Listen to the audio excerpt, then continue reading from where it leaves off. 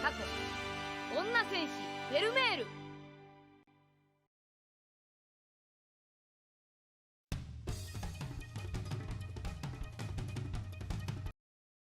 OBS was like set to, oh, there it is. The microphone on OBS was set to something different for some dumbass reason, so wasn't even coming through. Way to go. Way I to go, know, my dude. it's utterly fantastic. At least I noticed, though. At least I double checked. Yeah. All right. Damn, Daniel. Anchors away, it's time for another adventure. Welcome back to the Pirate Odyssey, a One Piece discussion traversing through its anime adaptation using the perspectives of a longtime fan, myself, Sour Lemon, and a first-time viewer, my co-host, CamCam. You never know what will be encountered in this great pirate era, and our next discovery is the fishman symbol of superiority, Arlong Park. Also, at least I wrote that down. So, you have a lot to say on Arlong Park, but yes, I do have a lot to say. As always, let's start with your opening thoughts. I really liked Arlong Park because it's very relatable. And I think it's also very relatable to a lot of women, especially in in situations like Nami. And it also gives you a new perspective on Luffy as well. So I do really like it. And it also helps you see the characters in a new light as well. So I think it's absolutely fantastic. It's like a 10 out of 10 for me, anyways. Yeah. It's interesting that you talk about it in terms of relatability because I'm of course going to go in a different direction than that. Hmm. But there is a lot of density and a lot of character arcs Oh yeah. to unfold over the course of this arc. It is, as most longtime One Piece fans say, the arc at which point a new viewer will recognize whether or not they want to stick with One Piece. We've already talked about how neither of us think that's actually the case. Yeah. Especially since on a personal level, I don't know if I'd say I like Baratier more, but I think it's as good as Arlong Park in a lot of ways. But there's certainly a lot of reason why they say that about this arc. There's a lot going on, and it's very good. Oh yeah. And there's a lot more feelers too. I think yeah, I mean the Baratier has a lot of feels too going on. But Arlong Park definitely brings out a lot more emotions. And like I mean the villain in the arc definitely brings out a lot more like chaos and like doom and gloom. He's like this ever present force that you can't get rid of. And I mean that's something like we haven't really seen in One Piece. So I think that might have a lot to do with it because we haven't seen a villain like him yet. So it's like kind of like what is to come. Yeah, Arlong is very intimidating, and as you said, he's had a long time presence on the island that he's residing on. Um, he's large and he's in charge, so that's for sure. Yeah, and I oh my god, I hate him. He's like the worst. Literally the worst. I'm him and his crew. And he's just so annoying too. Man, I really hate him. And yeah, I just can't stand him. And The I was looking through the manga this morning, and I was like, "Oh my god, I have to just listen. I just have to read through his crap again." And his laugh, oh my god, his laugh was so annoying. Literally, that's all I kept hearing as I'm reading the manga. I was like, "Oh, like never going away." It's those awful. unique laughs. Unfortunately, the thing is with Arlong is that the main thing that's like core to his character that makes him villainous and makes you hate him. I don't want to go, or I don't want to talk too much about, because of a relevance that it has much later into the series. Mm-hmm. So it's unfortunate in that aspect, but at the same time, you'll like come to appreciate Arlong just a shitload more when we get to that point. Okay. Okay. Yeah. Well, we'll see. Maybe. And I did want to note, like, as we have been watching the series, the farther and farther we get to it, and of course, the more and more we've done this, the more and more excited I've gotten to talk about later stuff as I think about, first of all, how it relates to, like, my personal perspectives on, like, the world we live in, as those have evolved as I've gotten older, but just as my understanding of the series has gotten better as I've reconsumed it. There's a lot of like setup and stuff that references stuff that came before it, and it's really interesting. Yeah. Yeah. Definitely. And I've heard a lot of people say that. So, I mean, I'm excited. They all kind of Even connect together. yeah, even going into Alabaster, you're only starting to see a touch of the foreshadowing.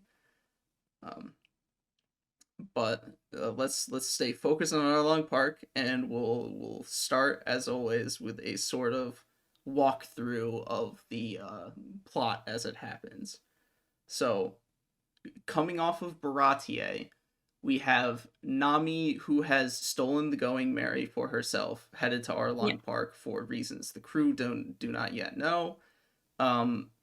Zoro, immediately after losing to Mihawk, chases after her alongside Usopp and Johnny, I think, of the two bounty hunter dudes. And then following that, after beating up Don Krieg, some time later, Luffy, Sanji, and Yosaku go after them. So Yeah. I think it's I thought it was both brothers, but maybe not. But well, like anyway. the two of them start out going together to chase after Nami, but one of them goes to swim back to like update them on the Oh, yeah, yeah. circumstances, Okay. and gets That's eaten right. by like a dolphin along the way or some shit like that. Oh yeah. Duh. Yeah. Of course. Duh. They're idiots. But I love them. They're lovable idiots. And yeah. They kind of remind, I mean, they fit perfectly with the crew just because they're just idiots, you know. I mean, they get the job done, but like they're just all over the place. They're like typical neurodivergent like adults, like just trying to survive their life. They're all neurodivergent in different ways too, which is Yeah, also very funny. yeah, Um, and that's why they all fit together perfectly. So yeah, so I yeah, really love them. so starting out, that first trio of Zoro, Usopp, and Johnny see the Going Merry, and they go to like dock in the same area, but they see some fishmen at the dock. And actually, before we even do that, what are your thoughts on like fishmen as like a type of sapient being? I do not like it. I am. They're not aesthetically pleasing as I mean, like Oda as I mean, a lot of his like villains aren't aesthetically pleasing. I guess. I mean, they're villains they're not They supposed to are be, but like, villains. yeah, but like as because like then you have like Bleach where like the villains are aesthetically pleasing, like they're very like good looking, and then you have Oda, which are just like freak mutants, like weirdos, you know? he he goes all in on the creativity aspect. And one of the interesting Yeah, things about the Fishmen in particular is that he very obviously demonstrates or he very obviously bases each fishman off of a different like actual fish. yeah. But like And there's a stingray yeah, stinger, and octopus, shark, of course, specific type of shark in the case of Arlong. yeah. I did not bother to look up what she was based on, but it's based on I think it's like something. some type of sucker fish or something. Yeah, Yeah. but even all of the non-named fish have the same sort of have that same design going into them, And even though they all definitely look ugly, at the same time they look fairly believable as fish person hybrids. And it's also Yeah. very creative in how he designed them. And I know Arlong like says that they're like fish human or they like evolved from humans, and I'm like, I don't know if I believe that. I just think they're just like It's hand wavy. Don't worry about yeah. it. Yeah, I'm like, okay, dude, like, calm down. I don't think you're that special. I just think you're just like some type of freak mutant, but whatever. And I mean, they are like crazy powerful, and you can see why. I mean, like, it's like as soon as they roll up to one of the villages, I mean, like, it's completely destroyed, and like all the houses are like upside down. Oh yeah. I think that's like one of the first things we see. I was So I like, was I was gonna mention the whole racial thing later, but oh, that is that is an interesting thing that happens that Oda does to immediately set up like the stakes and the sort of power level, so to speak, mhm, of the Arlong Pirates. Is he immediately shows you a village that has been absolutely mown through, literally. Um, literally, yeah. And later on, he even shows Arlong rip a house off of its foundations and flip it on its side. Or actually, he might flip it upside down even. But yeah, he shows you pretty early on this is the level of strength that we're dealing with now, and it's at least purely in terms of like power. It's a lot higher than the other villains we've seen so far, except for maybe Don yeah. Krieg, but they only like say words about how heavy that spear he's holding is. It doesn't feel as weighty as it might be. Yeah. Yeah, and it's like completely unique to the fishmen. Like and of course they have like and they're unique like to the fish themselves, but of course like with an extra boost. So I mean that's kind of cool as well. So Yeah. All right. I was actually talking about the plot. So the first three arrive. They see the fisherman at the dock. And what happens immediately? Usopp and Johnny ditch Zoro, who's too injured to even like, or I think he was asleep at the time actually, but yeah, and he's uh, basically too Zoro's injured like, to actually fight back when they tie him to the ship, something along yeah, those they tie him lines. to the freaking ship. Like poor guy. Yeah. And so they're immediately split up. Zoro is captured by the Arlong pirate underlings, and the other two start running away in this devastated village. Um, Yeah, which is like Goza, I think is the name of the village. Goza, yes, is the name of the village. Um, so Usopp, as he's running away, also gets saved by a lady that we later learn is Nami's sister. Um, but the more important things that happen are with Zoro over at Arlong Park proper, uh, where he's being interrogated by Arlong, and Nami comes out, and Zoro's like, "What the fuck you're doing here?" Yeah. And she Arlong is like kind of goading Nami into like killing Zoro or whatever. And so what does Zoro do while tied up? He jumps into the water because he calls her out. He's like, you know, you can't kill anybody. You can't let somebody die. You are weak as shit." Yeah. He was right. Yeah, and she goes in and like fishes him out of the water.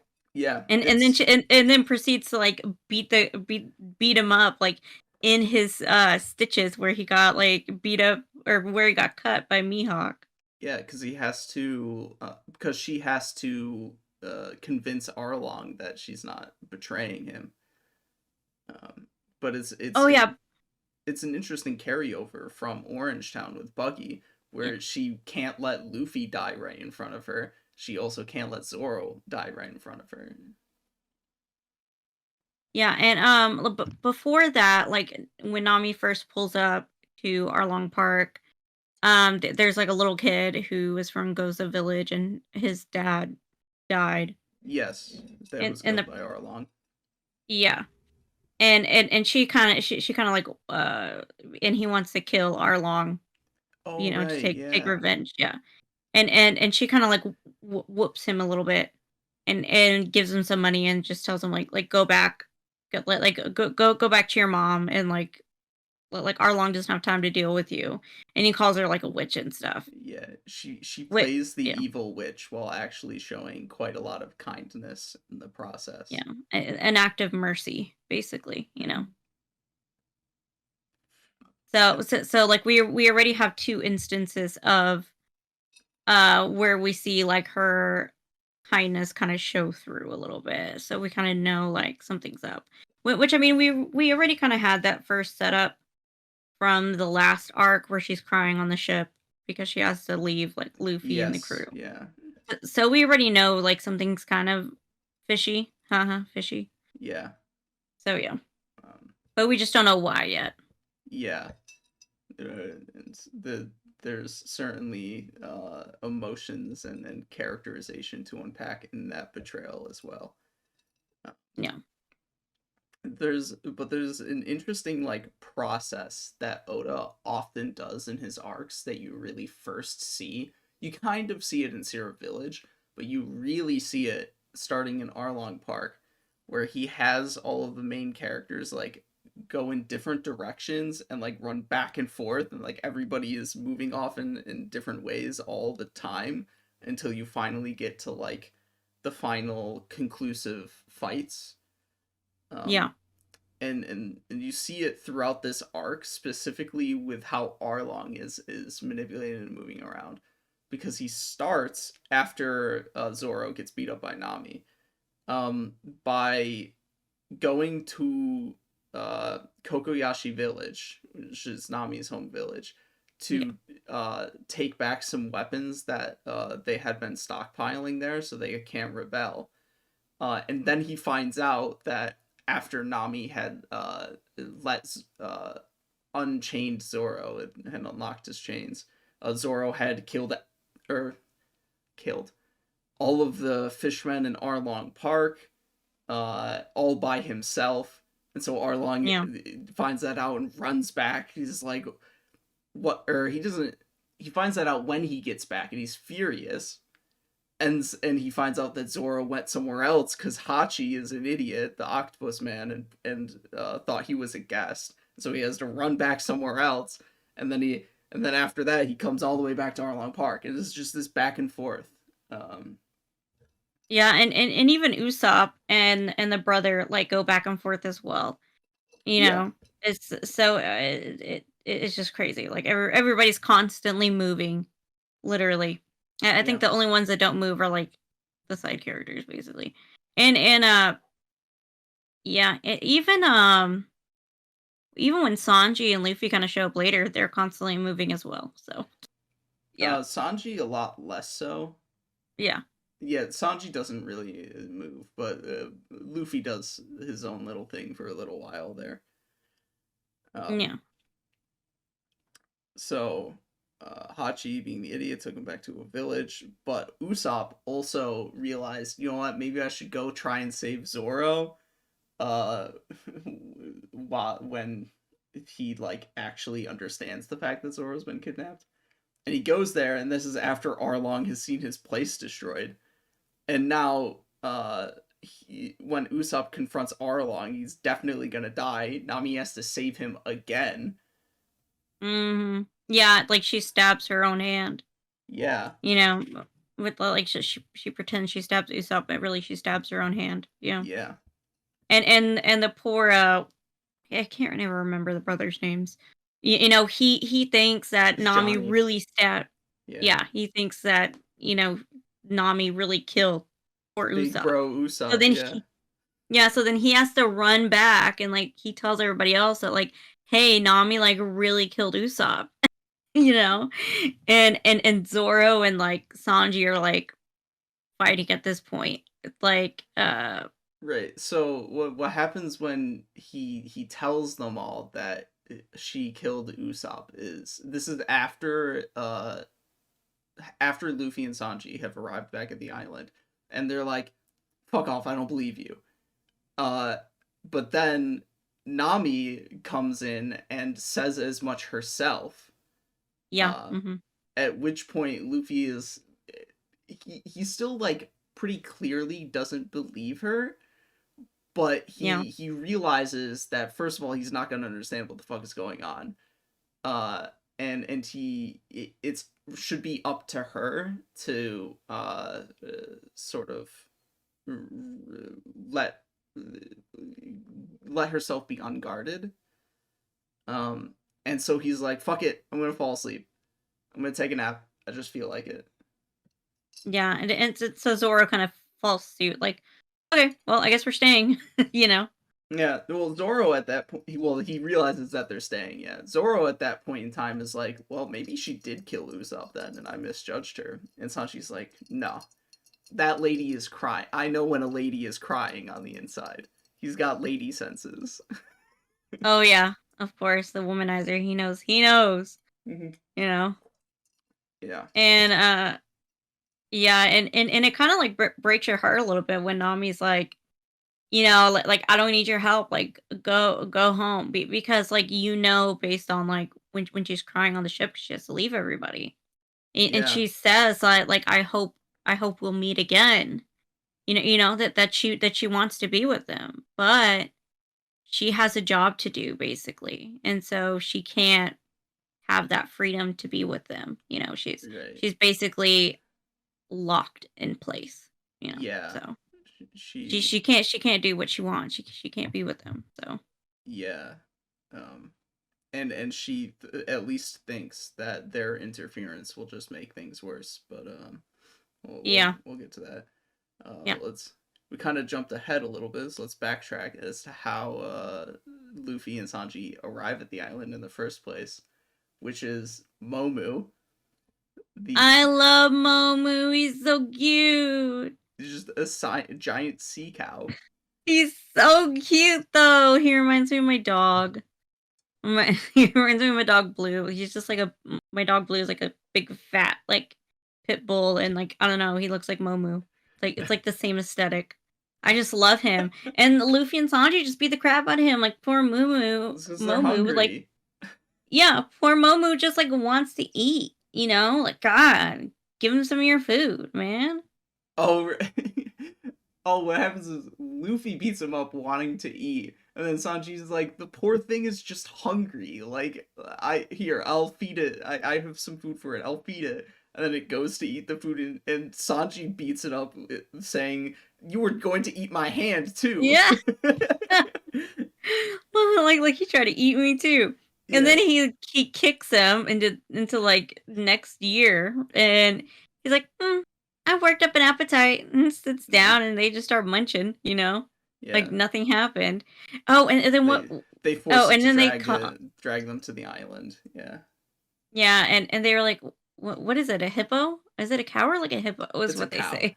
Well, they might have called it a hippo, but yeah, they called it a hippo, and you know that the sea cow is. They were like, oh, it's from the Grand Line, like it's not even supposed to be here, you know. So, the fishermen basically fished it out of the Grand Line, brought it over there, you know.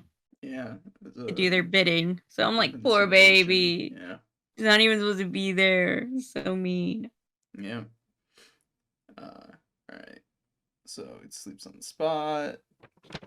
So you see when also in that scene with Nami declaring Usopp's death, this is like an early foreshadowing sort of a constant dynamic between Zoro and Sanji.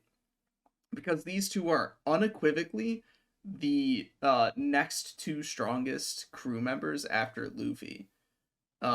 And due to their like tempers and I suppose conflict of personalities, they're constantly butting heads at each other and competing basically over who is strongest a lot of times.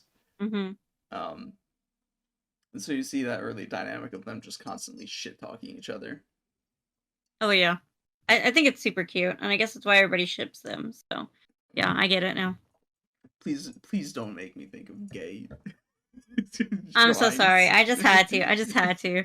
Because I I saw something on Twitter this morning. So I was like, the the only the only drawings and whatnot I've seen of Zoro and Sanji shipped together have been my unfortunate stumblings into pornographic territory. So no, my eyes. Can't look at it.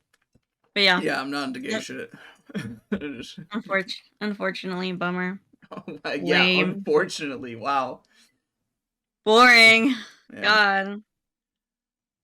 So now is when we should get into like the actual meat of the story though. It's a lot of Yeah. fun talking about like the running around and just the stupid stuff. Oh, I should mention though, it's very funny the way that they, because they were slave driving Momu, Poor it baby.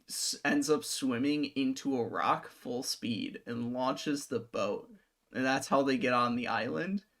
And Yeah. it pile drives Zoro when it when it fly out. And Yeah. poor Zoro is always getting that end of the stick. I know. Poor Zoro, man. I now like I'm over here thinking like, man, he's still like busted up, he's not Yeah, healed yet. Poor guy, He's trying to like catch up to everybody and God, poor guy. yeah. So in any case, after Luffy starts taking a nap, this is when everybody kind of coalesces together to talk, and Usopp comes back and is like, "Hey, I'm not dead."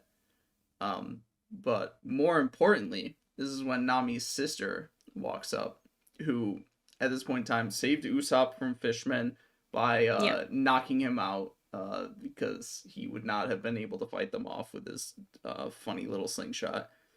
Um, Yeah. And she said basically you're just gonna like get everybody else killed. So yeah, like just shut up, yes, basically. he would have gotten everybody else killed. Yeah. Um, and also she saves that same kid, or I don't think she saves him, but like talks to that same kid about the wicked witch that is Nami that beat him up, and how she actually saved him. Yeah. And yeah, and I did like that part because like she was like basically like, let's just say that you basically been saved twice already. So Yeah, so think about that and basically go back home to your mom yeah. and Your mom is still here, even if your dad isn't. Don't waste your life. yeah and she said basically you're just headed for your death, you know and she says like I can't stand kids like that or something to that effect because she said she knew a kid at that age that had a fate like worse than death or something along those lines. And so she Yeah, said, "So I can't stand to see kids like whining, like or kids giving up, basically." And sometimes like kids, I mean, or not. I guess like in stories, like kids need kind of that harsh reality kind of thrown at them that like, hey, this is what's gonna happen if you keep on this road and like be thankful that you still have your mother with you. Your mother still needs you. So yeah. yeah, And you can see in those instances that Nochiko is of the same kindness as Nami, just in different circumstances. You can tell that there's a similarity in how they treat people, even if one has to be harsher because of circumstance. yeah, Uh, and they both they're both like just like a little rough around the edges, and but like they're always there to kind of like help others. It seems like they'll get you out of sticky situations if they have to. So yeah. And so at that point, she walks up to them and is like, yo, you guys, you're simply being here is causing her like a lot of pain. I'll like tell you what's going on so you can like fuck off now. Yeah. And Luffy does this very interesting action of walking away. He does not want to hear Nami's backstory. Yeah, he just doesn't. He's like, I don't care, you know. And I'm actually trying to what remember. I don't remember if this was if her backstory came before or after when Nochiko had a conversation with her inside their house. I think it was after that. So I did end up skipping a part where Nami talks about like their adventures together, and Nojiko's like, "Damn, this is the only time she's like actually smiled in the past like 10 years or so, something like that." Yeah, Um, and because like because they do meet at the house, and she kind of like she finds her at the house after I don't know if this is the part you're talking about where like where like she goes to the house after Usopp after she stabs her hand to save Usopp. yeah, There's that part, and this is before her backstory yeah, where they kind of meet yeah, there. that is what I'm Yeah. referring to. Oh, Yeah. okay. Yeah, that's before the backstory. And that's where she talks about how the word friend is the most painful for Nami because she was just literally unable to have personal Connect. relationships with anybody. Yeah, she can't connect with anybody. She's She be was yeah. forced to constantly betray everyone for the sake of stealing their money. Yeah. And well I guess we'll get into I'll say what I want to say after we get into her backstory, but yeah. Yeah. So let's talk about that backstory then. So Luffy goes for a walk because he recognizes once again he's not gonna understand it, and more importantly, it doesn't make a difference whether or not he learns of Nami's backstory, because at the end of the day, he sees that she's in pain and he wants to help her, but he can only help her if she wants him to help. Yeah. S- And it doesn't change how much he cares about her. Right. Because he does tell her like you're a navigator, like you are our friend. Like we care about you. We came to get you, you know? And I think he says too, like, I don't believe that that Nami killed like Usopp, Yeah. you know? And so he No, I still don't think believes he in her and said it still outright. yeah. Um, After she said it herself, he is Mhm. when he passed out on the spot, and she took issue with that because he neither responded affirmatively or negatively. He neither Mhm. believed her or disbelieved her. He just recognized that there was like something being left unsaid there. Um, Yeah.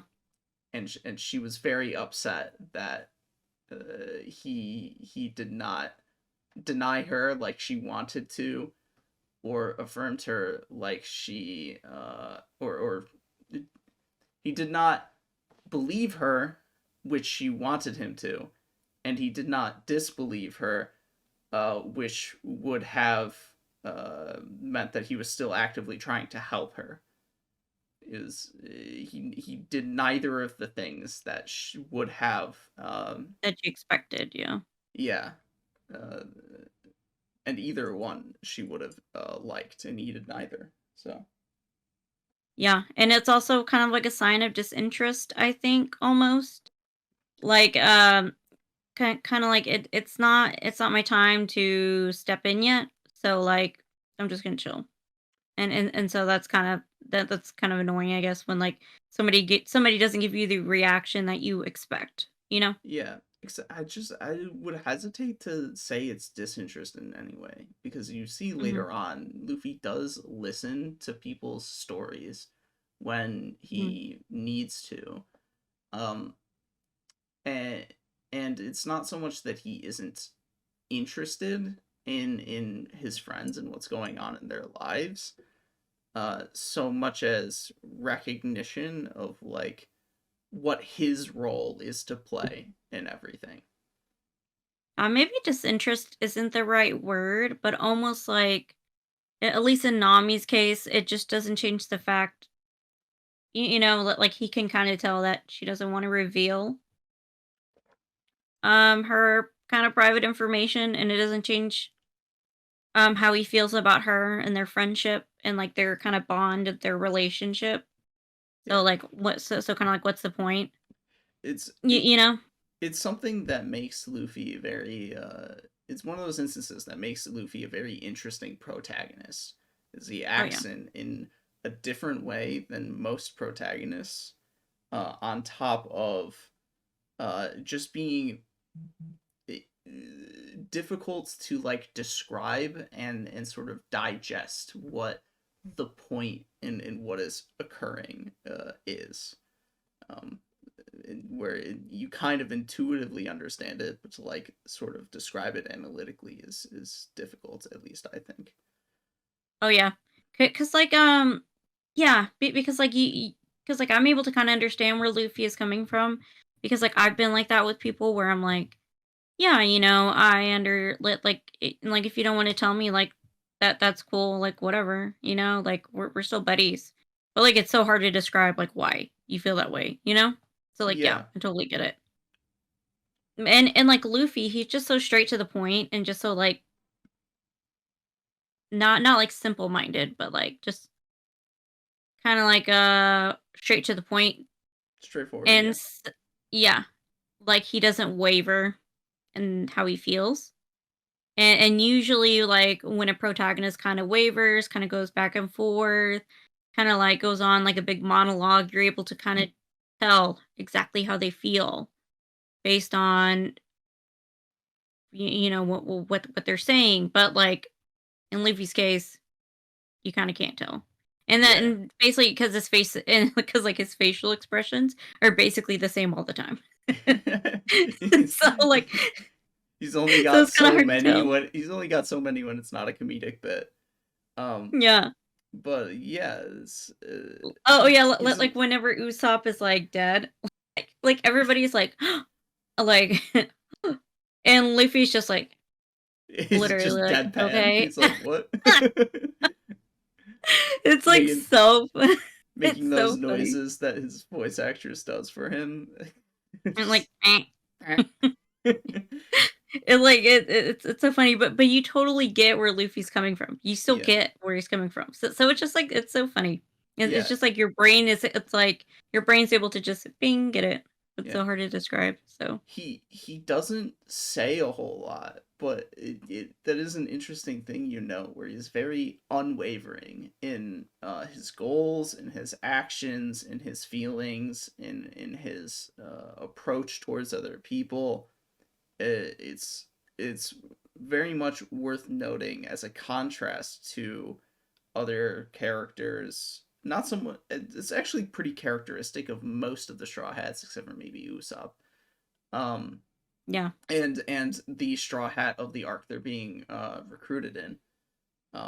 But as compared to like other characters in the series, and other main characters in fiction, he's super unwavering in what he does, and you actually notice a lot of the times when he, or not a lot of times, but some of the times when he defeats a villain, it's because they wavered in their goal more than him. They wavered in their beliefs before he did.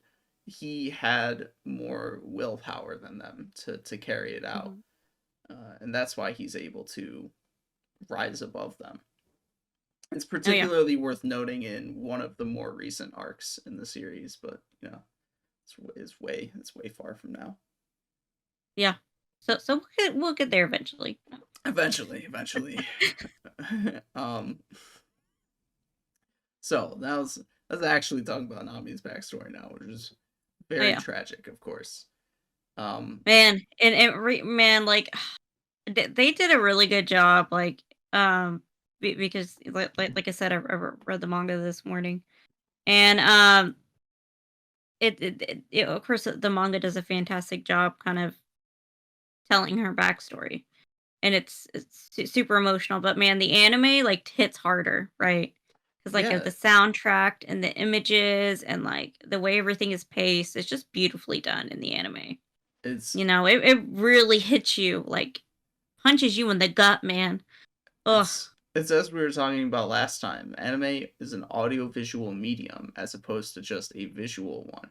And Yeah. when you have the additions of voice acting and music, as well as motion, when you if those things are done properly, you can really take any given depiction to the next level. Um, Oh yeah.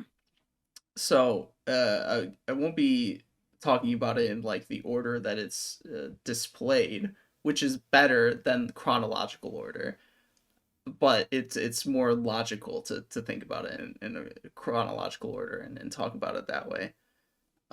So Belle Mère, which by the way is a combination of two French words, which individually mean beautiful mother, but apparently I looked up today, combined mean just stepmother. So it's very literal name that Yeah. Oda gave this lady.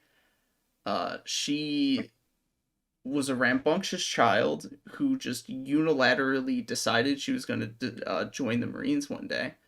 But an interesting thing happened in the aftermath of a battle where, on the brink of death, she notices two war orphans, or I guess you would call them war orphans. I'm not sure if it was an actual war or not. Kind of like glance over the I details. I think it was from the manga. It seems like it was a war, so like that she was actually in a war at the time. That her time in like the Navy, there was a war going on. So, All right. Um, and this is, I think, very important to think about in light of like recent global events. Her moments of clarity on the brink of death, where she notices these war orphans and uh, uh, gets the will to live again.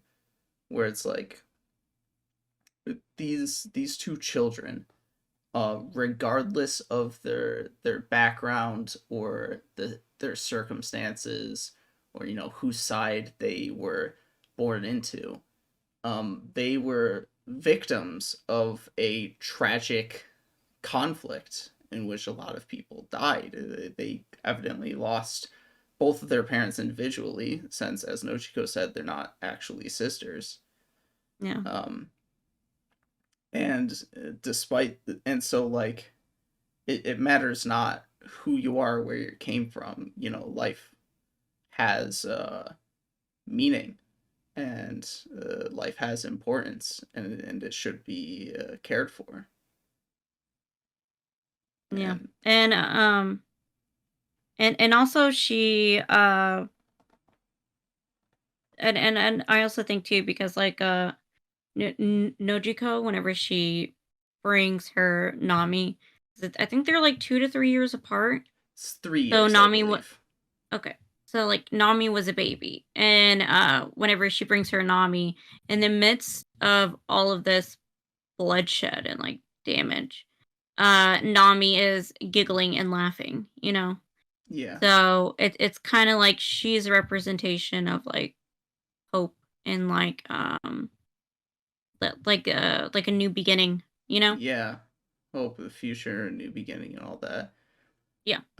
It's just for me, another thing I take out of that, especially now, is like what kind of purpose does a conflict like that serve? Ultimately, it's just like a whole lot of meaningless death and destruction that destroys lives of both the people participating and the people caught in the crossfire.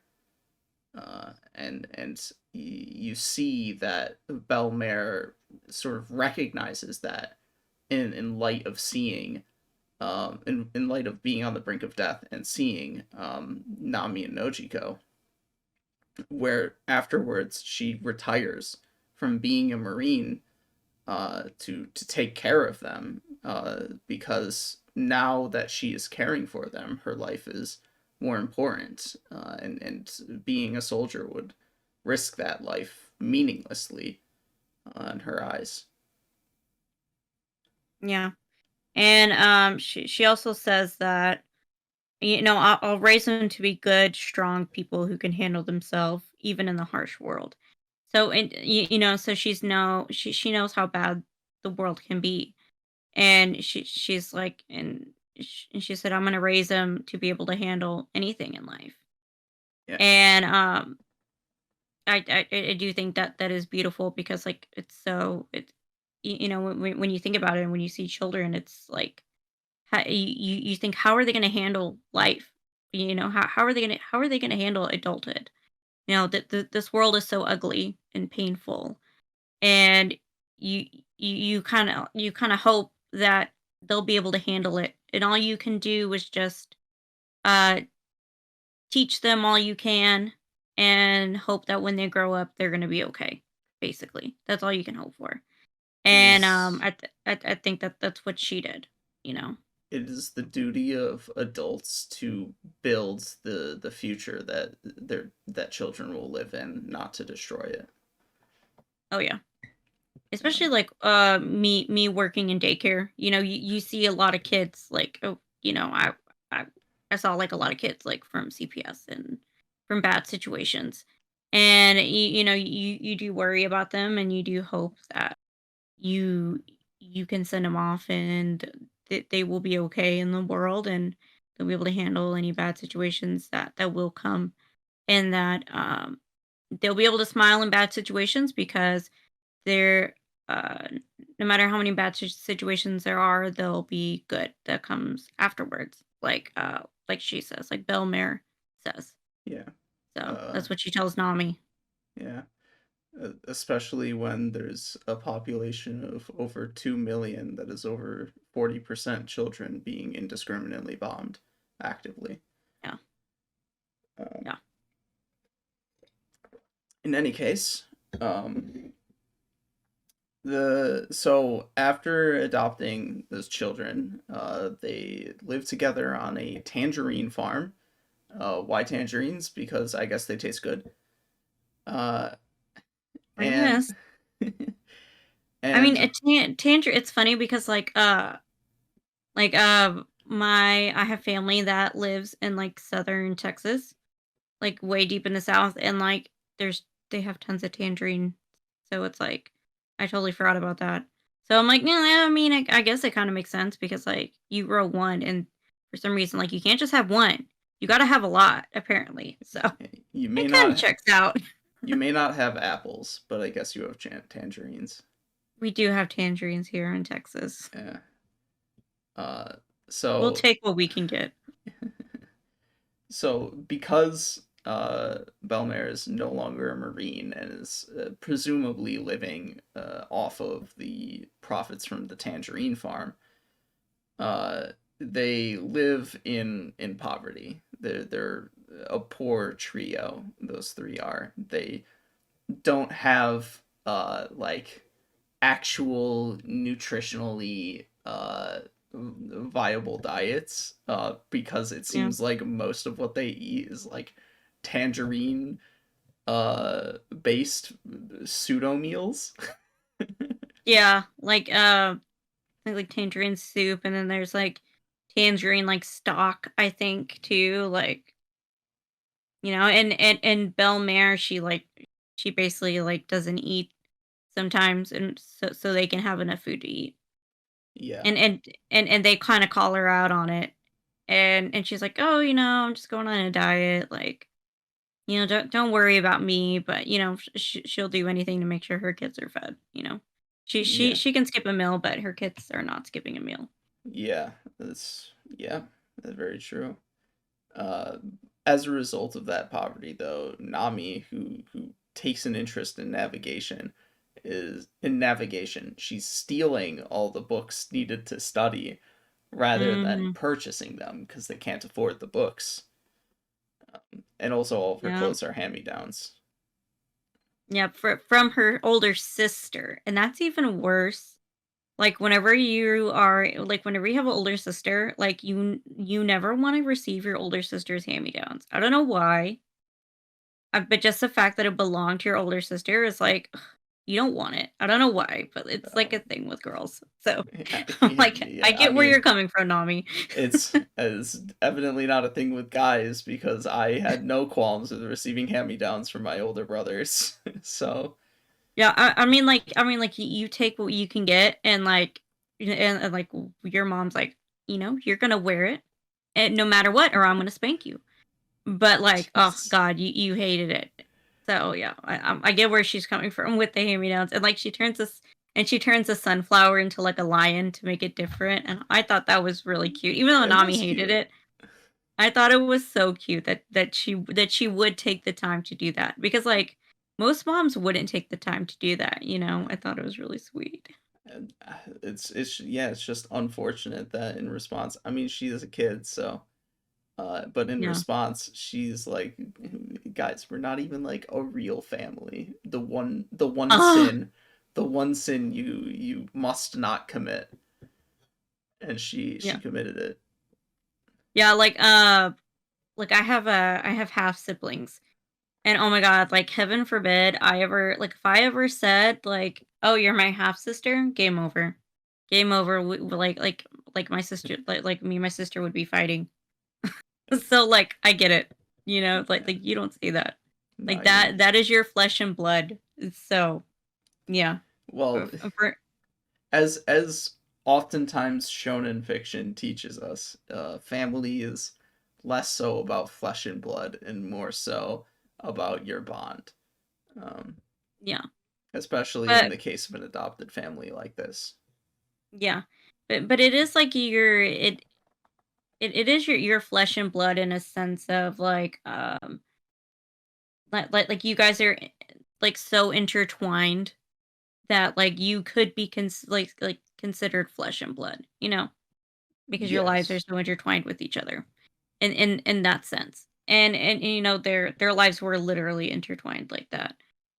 And and then she oh my god, and then she says like I hate that we're so poor, I wish I was found by like a family with money.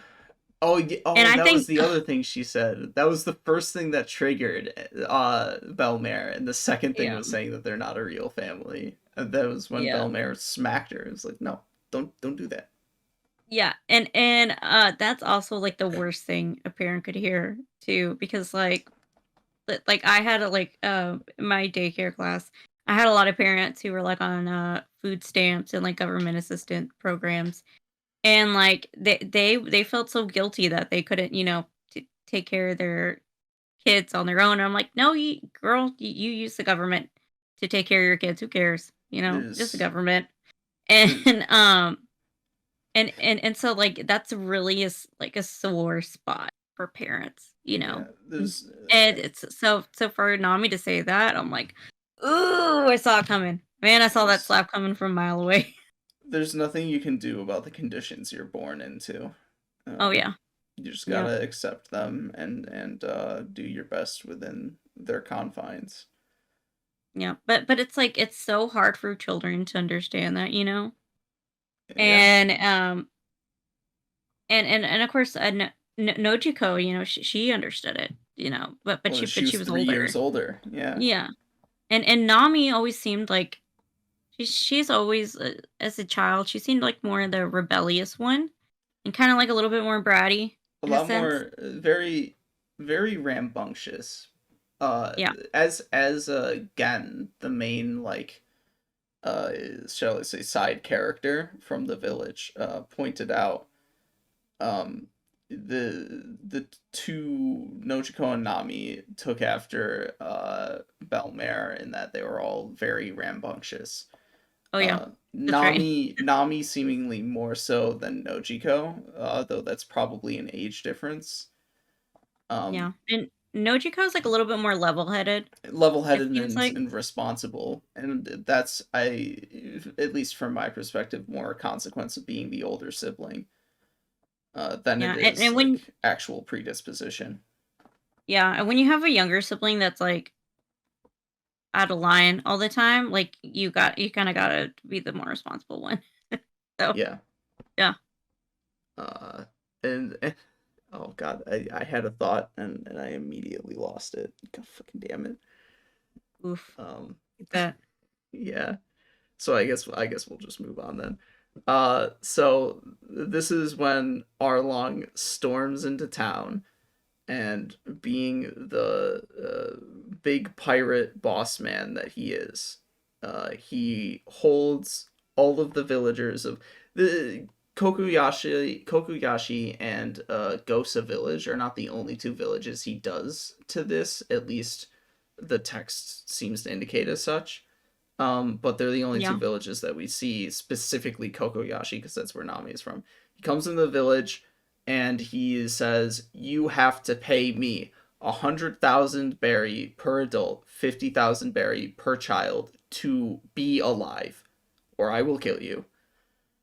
Yeah, Um, and if one person misses, like, you know, you're done, yeah. basically. If you miss a payment, you are to be killed.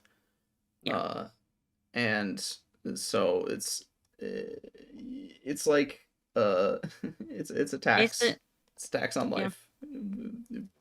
Be alive, be dead. But it's basically saying if you're poor, you don't deserve to be alive. Uh, basically, yeah. and of course, a tangerine orchard, as we mentioned before, does not make a lot of money. Mm.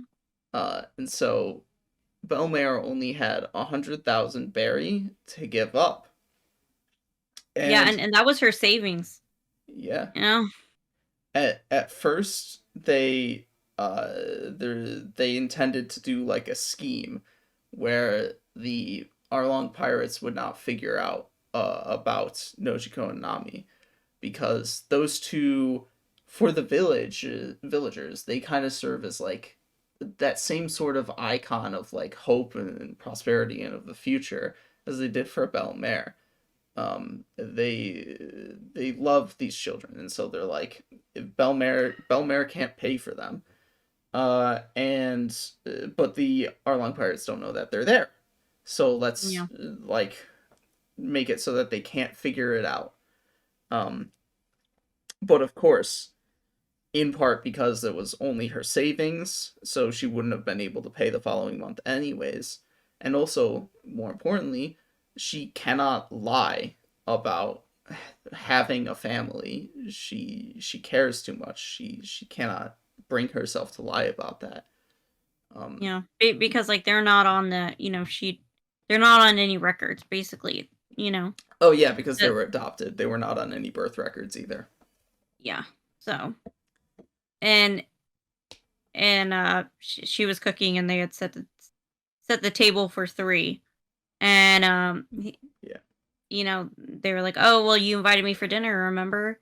She's like, "I can't say that I don't have a family, basically, like yeah, they are my children." And of course they come rushing out of the forest, to give her a hug, and it's just like, "Oh, man, it kills you." yeah. Especially since naturally she was executed right afterwards. Yeah. Um, And the last thing Nami remembers is like, and whatever happens, don't curse the age you were born into. And whatever happens, never lose your ability to laugh. Don't worry about what anyone says. Lots of them will come your way. If you can survive, then happy times will come. And it's just like Nami crying, and there's like blood in the scene, and it's just like it's kind of like those words are like ringing in her head, but like it's almost like she doesn't believe them, because she's like, okay, I'm going through hard times, but when are those happy times gonna come? yeah, she goes throughout her life. Um, and one of the fishmen notices as well that there is this impeccably drawn sea chart that Nami made. And they realize this girl is like an incredible navigator, an incredible cartographer, and so Yeah, they kidnap her. Uh, yeah. And again, the one mentioned before says like you've already killed Belmare San fucking honorifics. You've already killed Belmare. And I refuse. I will put my life on the line for you to kidnap Nami like that. This is something I cannot. I would rather die first. And Yeah. so that causes him to get all slashed and cut up by Yeah. one of the fishermen lieutenants. And so every single time you see him in the present, he's all scarred up all across his body from that time that he stood up to try and defend Nami. Yeah. And Nami's telling him, like, at first she says, like, save me, and then when she sees, the danger he's in, he's getting cut up, she's like, you don't have to save me, like, I'll be fine. Yeah, because he just kept standing back up. hmm because she's like, I don't want to see you die. Basically, she doesn't want to, Yeah. doesn't want to see anybody die. So she's just like, I'll be fine by myself. So Yeah. So when he takes her back to Arlong Park, he effectively offers her a deal. yeah, Earn 100 million berry, and I will set the village free. And she agrees to it. She effectively has no choice in the matter. yeah, It's in a way her best option. But more is to important, also cut a deal. yeah. And Arlong goes on. Money makes the world go round, or whatever he says. He never Yeah, reneges on a deal with regards to money. yeah. Um, I never go back on my word. I never yeah, lie. All that yeah. kind of, All that kind of bullshit. But more importantly to that Mm, is like she gets the tattoo of Arlong's crest on her arm, which by the way is a yeah. sick design. This It is. is It so really cool. is. You hate to uh, say it, but it's really cool. it's really cool. Um, and when she goes back to the village on her own, she decides to keep the deal secret from all of the villagers, because she knows that they'll like fight back if they think it was against her will. They'll Yeah, just sacrifice themselves needlessly, and it will be all for nothing. Her making that deal will be all for nothing if they find out about it. Um, yeah, but of course, they find out like a few years later. Nojiko just straight up tells them, and they sort of sit by patiently and wait for her to try and succeed, and then we'll get to her lack of success in a moment. But she's at that point on succumbed to a life of theft and forcibly charting for Arlong. yeah. And she, but even like, she tells like Nojiko, because Nojiko like slams her to the ground and is like, Belmare sacrificed her life for us, and you're gonna do this, like you're gonna basically like be in line with her murderers. Oh yeah, they got And into a big fight. yeah, and she said like, and she said like, I don't care about living a decent life. Like she lived a decent life, and like she got killed for it. So Oh like, yeah, what do I want to live just that kind of life for, basically? lying straight through her teeth Yeah. while And basically crying all the while. I'm like Sanji. I'm a woman whisperer. I can tell when they're crying on the inside. oh yeah, definitely for sure. Like that wobbly smile doesn't tell you, what's Yeah, going yeah, on. yeah, yeah. It's as if it's not clearly indicated by like the very obviously pained drawing on her mouth of her Oh yeah. mouth. And and and and she basically says like, she says like at the end, like, I'm not gonna cry anymore. She's like, I'm gonna fight alone.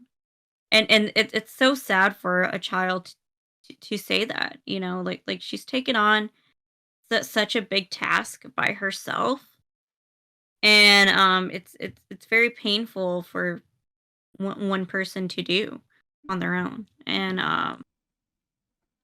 it's just quite sad, you know. And she tells her sister, but she can't tell anybody else. Right. And it's just so sad, you know. Yeah. This brings us though the end of this backstory is when I want to bring up the I would say major core theme, whether or not it's like explicitly focused on, of this arc, which is money. Money, money, money, money, money. And Yep. how fucking stupid money is. So you have the Marines are here in this arc as well, though in their classic, terrible role as peacekeepers. Like they're just very purposefully bad at their job. Um, there was, I mean, before we get to the actual Marines, there was a group that showed up at one point in time to try and free Gosa, but they were just destroyed by the three Fishman lieutenants, which is like, another way of showing that they're powerful fish. Yeah, I think they like took the rudder out of the boat, and then they They like moved a killed like the rock. main. Hachi literally displaced a rock to cause a whirlpool that would destroy the boat. Yeah, and then they like killed the main officer. Yeah. And which is it's just freaking crazy, and like basically like you know the villagers and like the little boy basically lost all hope again, and Yeah. even I lost hope. I was like, oh man, this sucks. Like, what are we gonna do? What are we gonna do? It's your fault for placing your faith in the Marines to begin with. I know, honestly, why did I? Because Yeah. they've been so useless this entire time. Like, I should have never done that. But the more important, Especially after this guy, we're probably gonna talk about it in a minute. yeah, the more important group of Marines for this arc are I actually don't know their main branch, but he's like Captain Nezumi, the Rat Man. Yeah. And we'll talk about the main thing that he did in a moment, but like the fundamentally, like, basically the thing going on is that they're being bribed.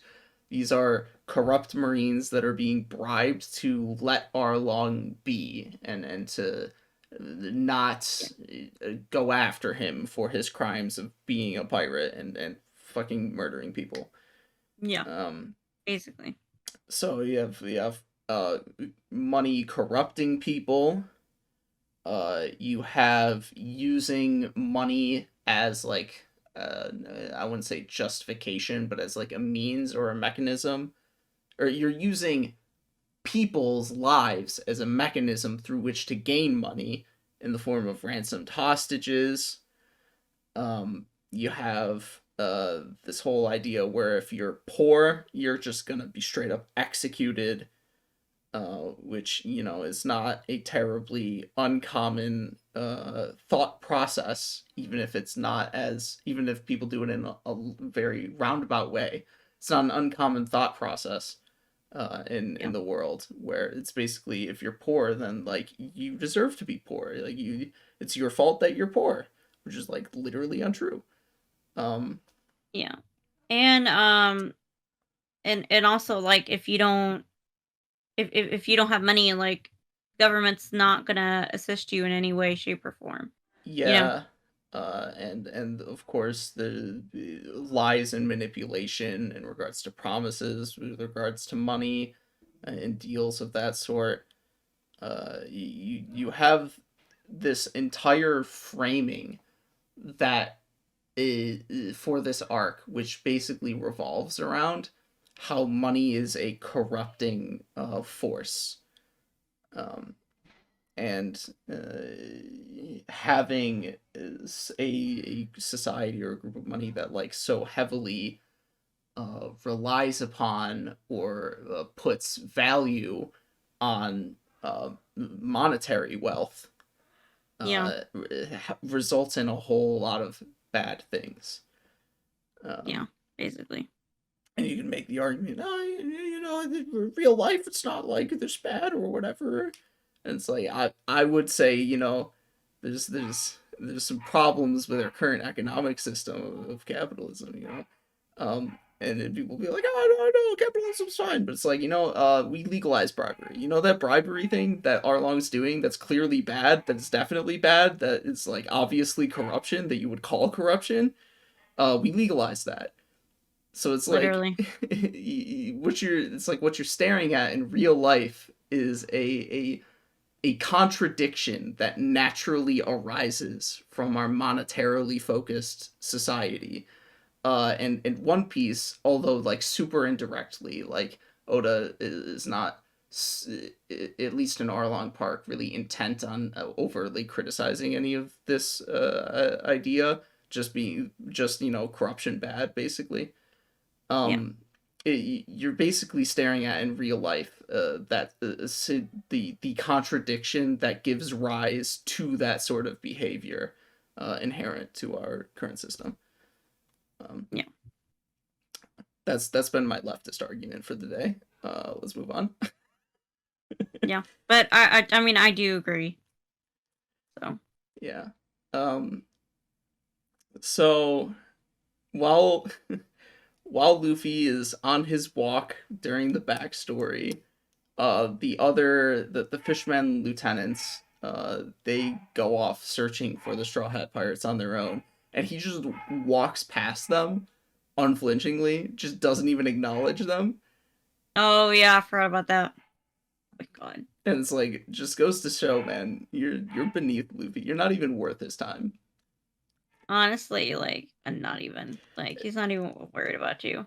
It's actually He'll come back for you later.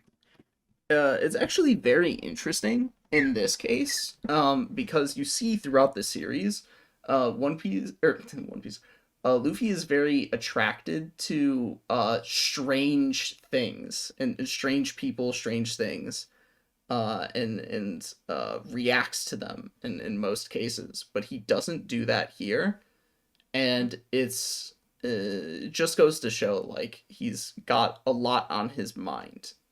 That he doesn't like see a fish person and is like, "Wow, that's so cool! You're a fish person." Yeah, he's got a lot to worry about right now. Yeah. And he is like in this one, like in this arc, he is very like quiet, and he is like a lot more Subdued. what's the word like he's like Introspective. yeah, introspective. Yeah, that's what I'm looking for. Yeah. And he's like you can tell he's in his head basically. And the main point with him unflinching at the abnormal, I literally wrote Luffy unflinching at abnormal people, but they're fishmen. I mean, basically, yes. I mean, they're technically abnormal. They're a minority, but it's not correct to call them that. But the real like reason why that distinction or that like thing is specifically pointed out is because everybody else in the island and presumably in the world, when they see a fishman, they see like either a novelty or a monster, and they cower. Yeah, especially and here. Yeah, especially in the East Blue, where they aren't really supposed to be living there. There are no fishmen that naturally live in the four great oceans. So and meanwhile Arlong is being like super racist towards humans. So it goes to show that Luffy like doesn't view different races of people from the perspective of like their differences in traits. He views them all as equally people. Yeah, pretty much. It like doesn't bother him too much. Meanwhile, somebody in the Twitch chat writes, "My alien had a room at the Holiday Inn. Is that cool here, or I killed my wife?" And I have no idea what he's getting at. Interesting. Yeah. Sounds like a personal problem, dude. Figure it out. Yeah. It really is a personal problem. Like, nobody wants to hear about it. Sorry. Yeah. Sorry. uh, so, more really emotional stuff happens though, because here Nami is after, I think it's 8 years somewhere. I think they said it was 8 years of stealing money from people, trying to collect 100 million berries. She's at like 90 something. She's very close. She can do it in one more trip. She's gotten better and better as time goes on. And Arlong recognizes that. And he needs her to keep drawing sea charts for him. And he needs to keep her tethered to the island, to him. Yeah. And so he commissions, he bribes that same set of Marines to ransack her house in the tangerine orchard to search for the 100 million berries and to steal it from her, because they're cops. They have the jurisdiction to seize stolen goods, even if they're stolen from pirates. Because she never steals from like people,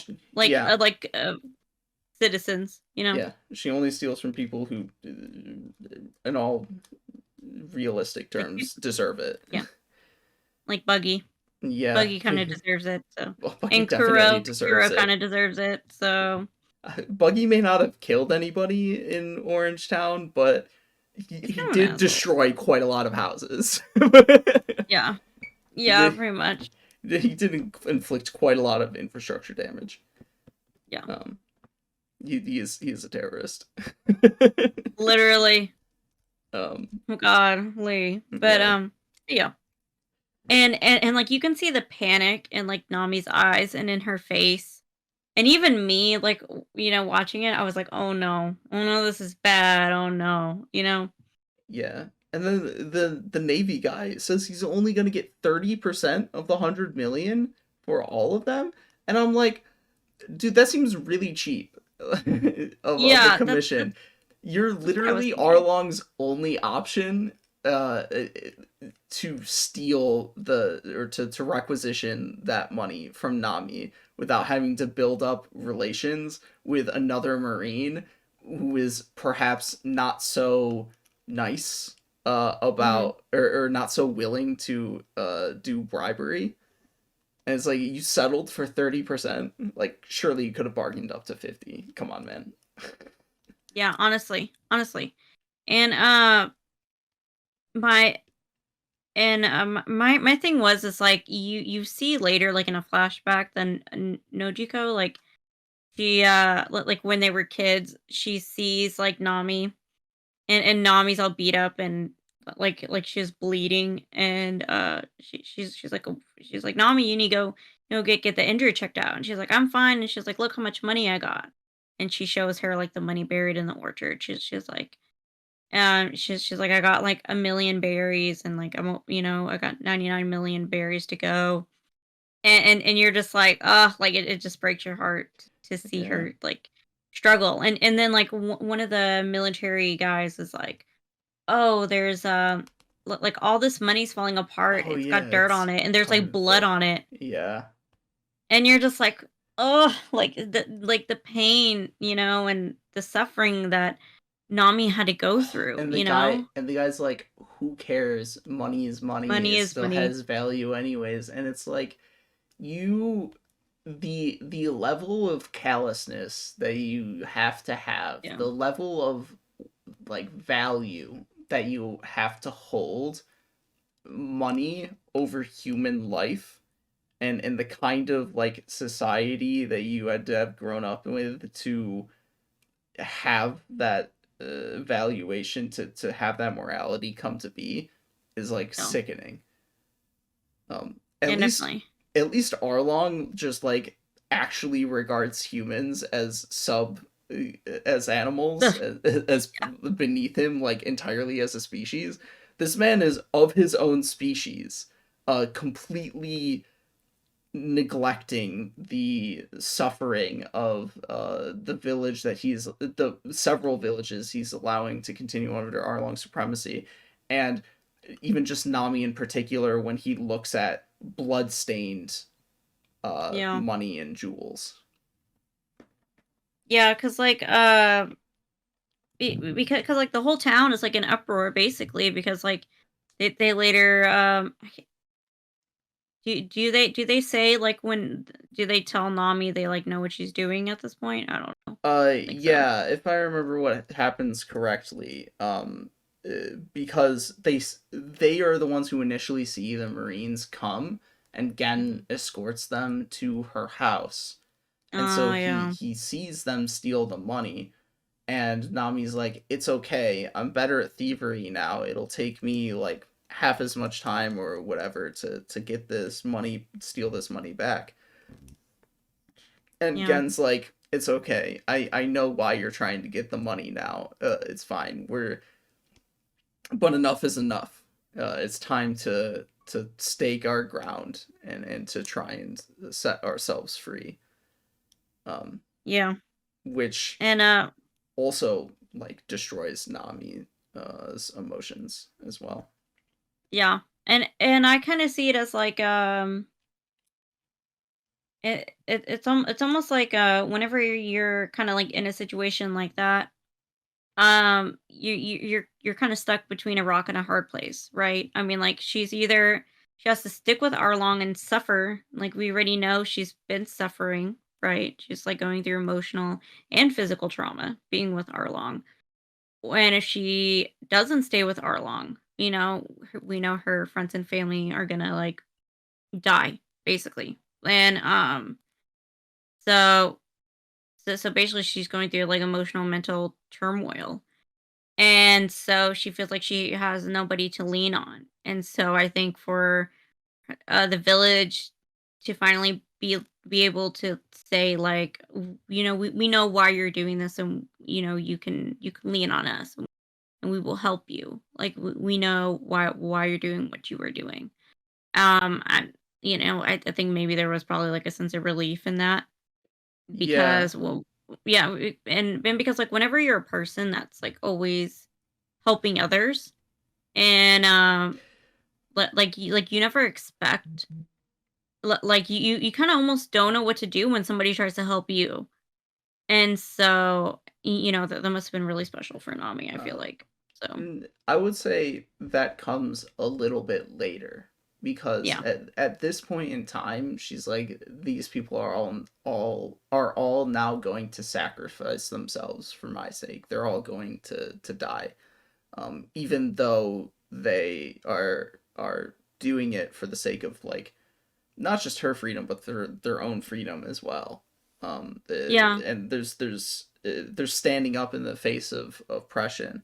It still breaks her heart that she failed to save all of them. Yeah. And it's only And through Luffy that she will come to understand what you're getting at. oh, okay. Well, like and the other thing too, like, but before I mean, like I mean, I just feel so bad for this village, right? I mean, Oh yeah. they're under the oppression of Arlong, and then like they try to tell the military like like you're not going to help us, so like we have to rely on this money to get us out of this bad situation. And the military's like, well, tough shit. I don't care. Like, oh They're my god. they're under a government sanctioned terrorist authoritarian rule. Yeah. And it's just like, man, this town, like these group of islands are just in such a bad Oh my situation. god, It's like, they're they're they're actually in some ways like Hamas in Palestine. They're propped up by the government to sit there and be awful. yeah, yeah, I can see the similarities, yeah. Yeah. Dang. Less money focused though. Yeah. Well, that's money focused, yeah, A definitely. little less money, a little more religion.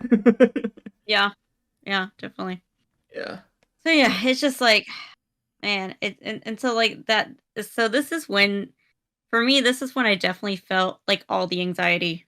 I felt so much anxiety, like my stomach was hurting. Well, Honestly. it's also because this is the turning point of Yeah. the arc. This is where finally things are going to start turning around and going in a good direction.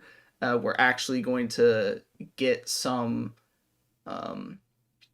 catharsis or relief, we're going to help Nami out finally now, after just drilling in all of this suffering over and over and over again, not resolving anything. Now the switch has been flipped, and now we're going to go forward, and that's with I don't want to say it's the most iconic scene of the arc, as we've already had some iconic scenes up to this point. We'll have some iconic ones afterwards, but this is one that people. It's pretty big, yeah. It sticks with people because of how just emotionally raw and aggressive it is. With Nami finally just crying her heart out, stabbing her own tattoo of Arlong's flag out of frustration and despair, before Luffy hops in, and once she asks him to help him, he's like, of course I'll help you. You should have just asked to begin with. Yeah. But you know, but when you're the one always helping others, it's like it's so hard to ask for help. Yeah. And she was in a position where, like, it wasn't, she couldn't really ask for help in her position, or like it not she could have asked Luffy for help at any time, of course, but like with the amount of time she spent dedicated to this deal of purchasing her village's freedom back, and the circumstances surrounding it all, it's only when that like sliver of hope is taken away that it then actually, because that sliver of hope also served as the chains that bound her. So it was only when that sliver of hope was taken away that finally she's able to actually break those chains in the form of Luffy. Yeah. And that's like yeah, and that's like to me that was very like whenever she's stabbing her tattoo, and like you see like Arlong's face in the background, like he's just like this looming, ever consuming presence in her life, and he has been for years now. And it almost reminds me of just like an abusive relationship, right? And but like she wants so desperately just to like be free of him, that she that the closest thing she can do is just like free herself of the representation of him, and that's like the tattoo on her body. And Yeah, so she's just trying to free herself of him, basically. And that's the only way she can at this moment in time. In my interpretation, it's more like she was lashing out in the only way she was capable of doing so. Yeah. Yeah. That's that sequence where he accepts her help and the Straw Hats go to Arlong Park is colloquially known as the March on Arlong Park, because it plays that epic music while the four of them, Luffy, Zoro, Sanji, and Usopp, just walk up to the doors, and Luffy punches them open.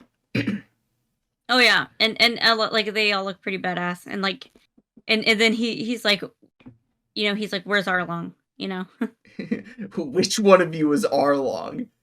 Yeah, and I don't think anybody even says who is Arlong, but like it's immediately clear, and he just whaps him immediately. Yeah.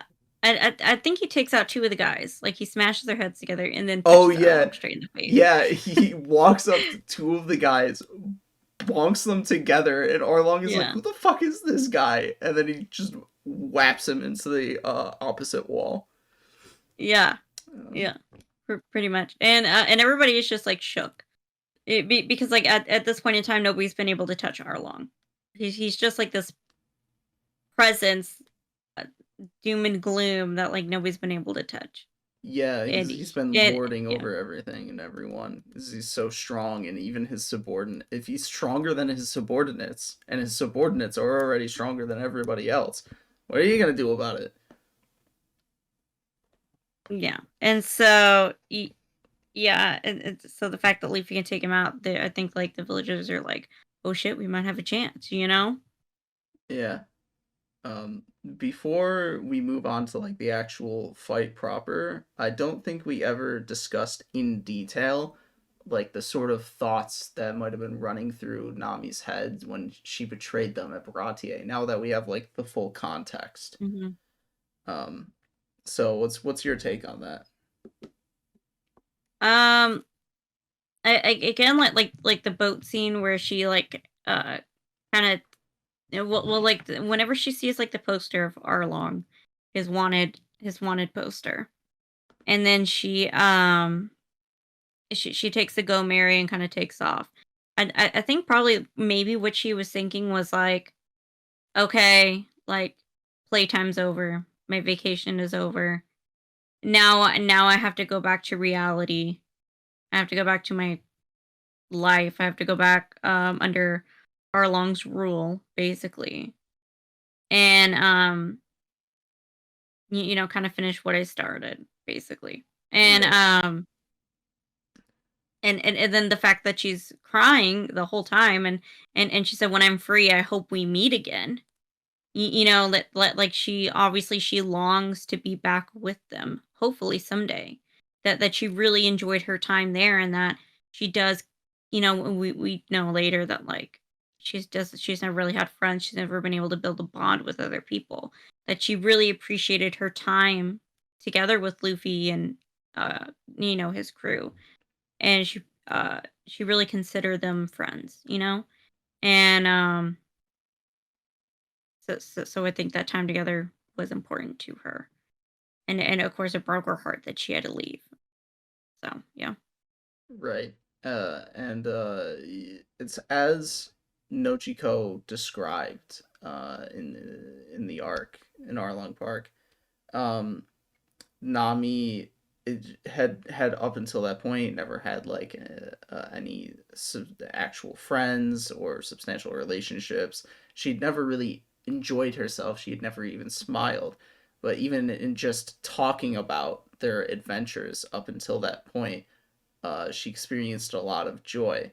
And so when she saw Arlong's wanted poster, um, it was as I think she even outright said it was like living in a dream. The time that she spent with them, Yeah. um, and she had so it's as though she had just completely forgotten everything that had led her to the point that she's at, and now of course she has to go back. So Yeah. And it's always it's always the fact that like basically your abuser just like you're never quite free of your abuser until like you finally are, you know. yeah, So, it until somebody punches them or kicks them into the ground yeah. and gets them arrested. Literally. Yeah, honestly. Yeah. So, yeah, I think we all wish we had a Luffy in our life for that reason. We Yeah, all wish we had somebody who could destroy rocks with their fist. I know. I wish, man. But man, it's just like I don't know, and I really appreciate Nojiko and like Nami's like kind of sisterly bond. Because like like all no I think all Nojiko can do is like she realizes Nami's in a bad situation, right? But she knows all she can do is just be there for Nami. Like just be kind of that presence, be kind of that good presence for Nami, and to be there when she needs her. And that's all she can do. And just and then when the time is right, she will help her. Um but but she knows that just going in and saving her, it's not the right thing to do at this time. So I do like that sisterly bond that they do have together. Because like with my sisters, that there are some points where like we've had to do that to each other. Like we see the other one is like in a bad spot in life, but we're like, like kind of like you've made your own choice, and like I will help you whenever you ask me to, and I will stand and observe, and I'll still be there for you when you need me. But from just call me when you need me kind of thing. So yeah, and I think that's a good representation of kind of like a sister's relationship with each other. So yeah. That is in fact how I feel about my siblings, except thankfully none of us really make like abjectly poor decisions. So Oh god, like even if all of my even if we disagree with what each other's decisions are, it's always like a sort of watch and observe, and like perhaps we'll be proven right eventually sort of deal. Oh no, like I'm the youngest and like I'm always right all the time. So yeah. And all my older siblings are like always in hot water, always, all the time, 24/7. It's like I it's am it's always awful. right, excuse me. Literally. I'm like I am perfect in every way. Excuse me, like you should listen to me all the time. Sorry, you just Right, suck. I'm sorry. right. All right, let's talk about the actual conflict here. So how are you feeling about Momu? Poor Momo. Gum gum pinwheel. Man, and poor Momo's just crying, like his tears and his sad little face. I mean, they just kill me. So they call him up because they're like, oh, what this sort of sea king, the sea cow can take care of these chuckle fucks all by itself. We don't need to step in. And then it shows And up and Momo's it like, sees Luffy and Sanji and it tries to swim away. yeah, and he's like, "Where do you think you're going?" Only for it to be just picked up out of the water by Luffy and twirled around in the air before being smashed into I actually I don't think it was smashed into the building. I Mm, think it might have been tossed out off of the island somewhere else. yeah, he's like, yeah, he's just like tossed in the air. It looks like Yeah, from the panel. yeah, You don't really see where he goes, but he's just like tossed out of the right. panel. Poor Yeah. Momo. He has this big old bump on his head. He's got tears in his eyes. It made me so sad. I uh, just want. I need to commission somebody to like make me a Momo plushie. Honestly, I don't care what the cost is. I just want a little Momo plushie. yeah. But of course, in addition to being a sea cow abuser, Luffy is also a dumbass and gets his feet stuck in the ground. Oh my Atlanta. He's oh my. There's always something with him, ain't it? Yeah, and Arlong, of course, tosses him in the water, so he starts drowning. And Arlong's like, "Let's play this game of how long the Devil Fruit user can survive, and see if you can take out my lieutenants before he does, and go save him." Of course, the interesting thing about him saying that is that the pacing and writing of the series doesn't quite match up with how long Luffy would reasonably survive underwater. Yeah. Oh my god. Yeah. I was like, Luffy would probably be dead already. Okay, and Yeah, like we're doing CPR all wrong. Okay. it was a classic Frieza 5 minutes moment, except where in this case it would be somewhere around the time span of 3 minutes before you would just kind of die of drowning, especially when you You can't didn't swim. you Your didn't legs really are. hold your breath. You can't really hold your breath to begin with, in the case of Luffy, because he loses all strength as soon as he gets tossed into the water. So he can't hold his breath So he has no like supply of oxygen to work with internally. And so like 5 minutes would be around the absolute maximum a human could be like revived after that, and of course it takes him way fucking longer to even Yeah. like poke his head out of the water. Yeah, and then they have to like, of course, like Nojiko and what's the guy's name? Gin or Geen? Gen.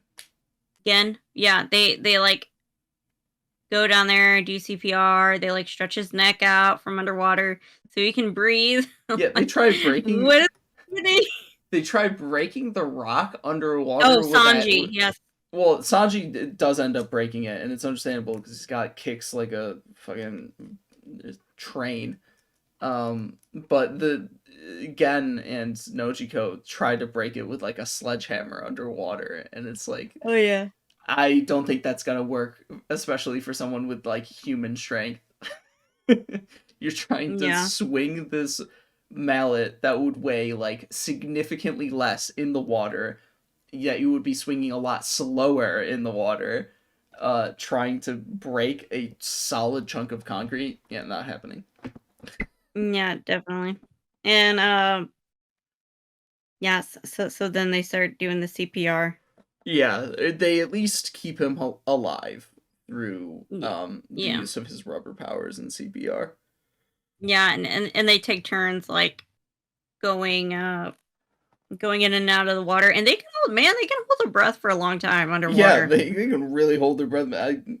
People a lot longer than Luffy. Yeah, well, okay. Luffy's got an exception, even if he couldn't swim before he ate the devil fruit. So yeah. But yeah, I guess the people in the world of One Piece, man, because they all live on islands, because they're a seafaring society, they're just all like excellent swimmers.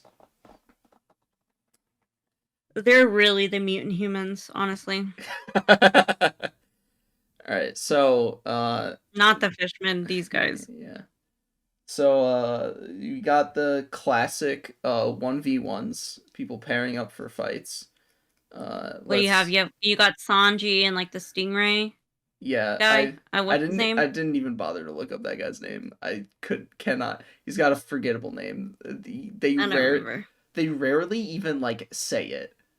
Like, Whereas they say Hachi all the time, and Chu is obvious because he literally says his name with like his mouth sounds all the time, and I think they say his name more often too.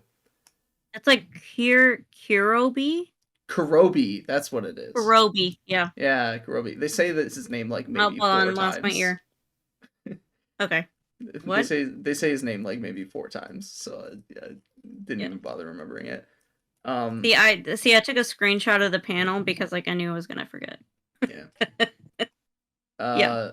So let's start with the first pair up I have written down is Usopp and Chu.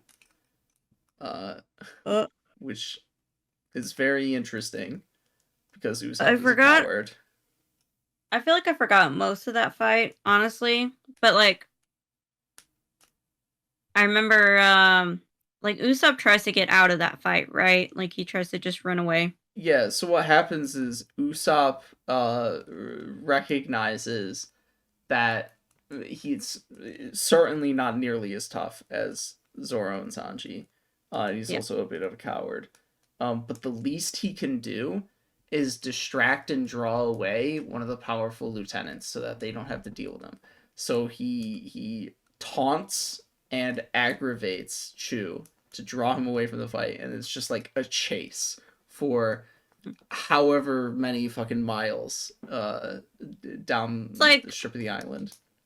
I mean, it seems like they can run for a long time. Good for them, I guess, you know? I mean, Usopp has a lot more durability and stamina than he gives himself credit for. He's certainly not like strong, but he's got a lot of fucking. It's all that running away. Really, it's a workout.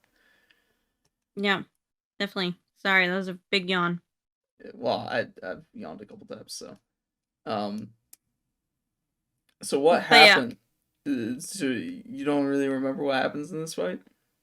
I think the one thing I remember was like the one thing that I really liked was I think it was like towards the end.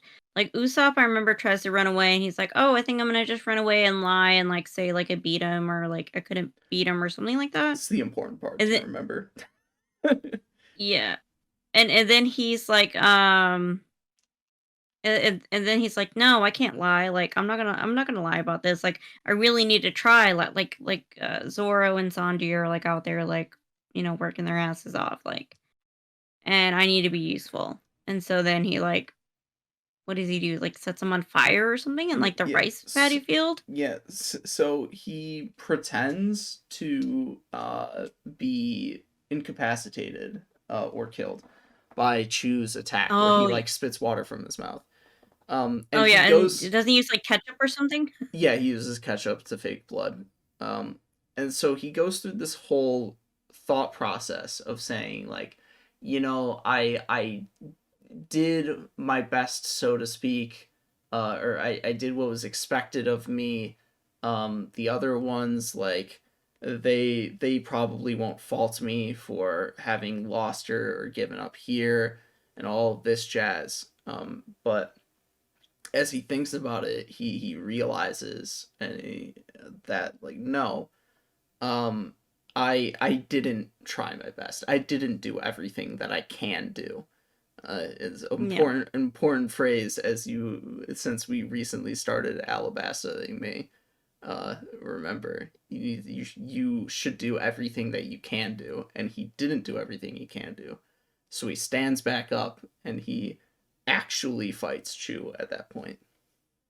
Yeah, and he does get beat up, I think, right? Like, he Yeah. does get pretty banged up, Well, bloodied up, kind of. I feel like. Yeah. I don't. He does get banged up, but I forget how. The main thing is the Chu goes to like shoot a Gatling gun of water bullets, and he like levels an entire chunk of the forest, and Usopp's right Oh, next to yeah. it, and he's like, "Whoa!" Yeah, and he's, like, hiding behind one tree, yeah.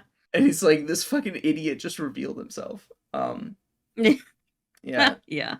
and the main ways Usopp takes him down is by dousing him in alcohol and then setting him on fire, and then hitting him in the head with a hammer repeatedly over and over again. Um, I'm sure there's some like details here and there and whatever, but the substance of the fight is, or the interconnectivity of the fight is far less important, at least in my opinion, than the substance and the main moments of the fight. Yeah. And I did, again, I have to be there for, like, my man Usopp, right? Like, he's my man, I gotta stick by him, you know? And, I did like that, he did try to chicken out, right?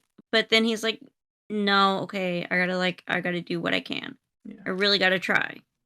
And I think we can all learn from that. I think there are times where we're like, "You know what? I'm gonna half-ass this, like, I'm not gonna try as hard. I'm gonna chicken out, like, I'm gonna say I tried my best just to get out of it." And we all need to learn from Usopp and, like, really try our best, you Yeah. know? It's And a it's a I continuation of think it's a his valuable character arc. lesson. Yeah, it's a Yeah, continuation of his character arc of learning to be brave, of becoming a brave warrior of the seas. yeah. So all the people who don't like Usopp because he's not brave, I'm like, I would like to see your butts out there trying and like fighting fishmen, okay? So lay off Usopp, Yeah. you know?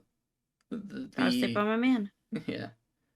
The next pair up that we'll talk about is Zoro and Hachi the octopus, which Hachi annoys me. So Hachi, dumb. And Hachi is an interesting guy. his voice like annoys me. I'm so sorry to his voice actor. I don't know who you are, but God, his voice is just so annoying. And he just like goes on, he just blabs on and on. He He like really does. he talks without saying anything, you know? Yeah. I feel like. Um, I would also like to note as a side note, like Zoro versus Hachi and Sanji versus Kurobi are like for all intents and purposes, and especially with the setup of Luffy drowning, supposed to happen like simultaneously, but Mhm. not just in terms of presentation, but also just like actually chronologically, they happen sequentially for some reason. Sanji and Kurobi just like wait until Zoro is Yeah, done yeah, with yeah. Hachi to start their fight. It reminds me of like like in Pokemon games or like Kingdom Hearts, where like you got battles going on over here, and they're like pausing and waiting for you to finish, and then they start. That's what it reminds me of. But like it's all supposed to be happening at the same time. Yeah. That's what it reminds me of. So the main thing here is, of course, Zoro is tenacious as shit, where he's bleeding out and dying, and his still healing wound from Mihawk is being actively targeted, although not intentionally, by Hachi. And how many swords does Hachi have at this point? Like 8 or 8? Yeah. yes, uh, And I they're all think like super heavy or something. yeah, they're all like 200 kilograms or some shit like that. Which Yeah. is just it's basically nonsense.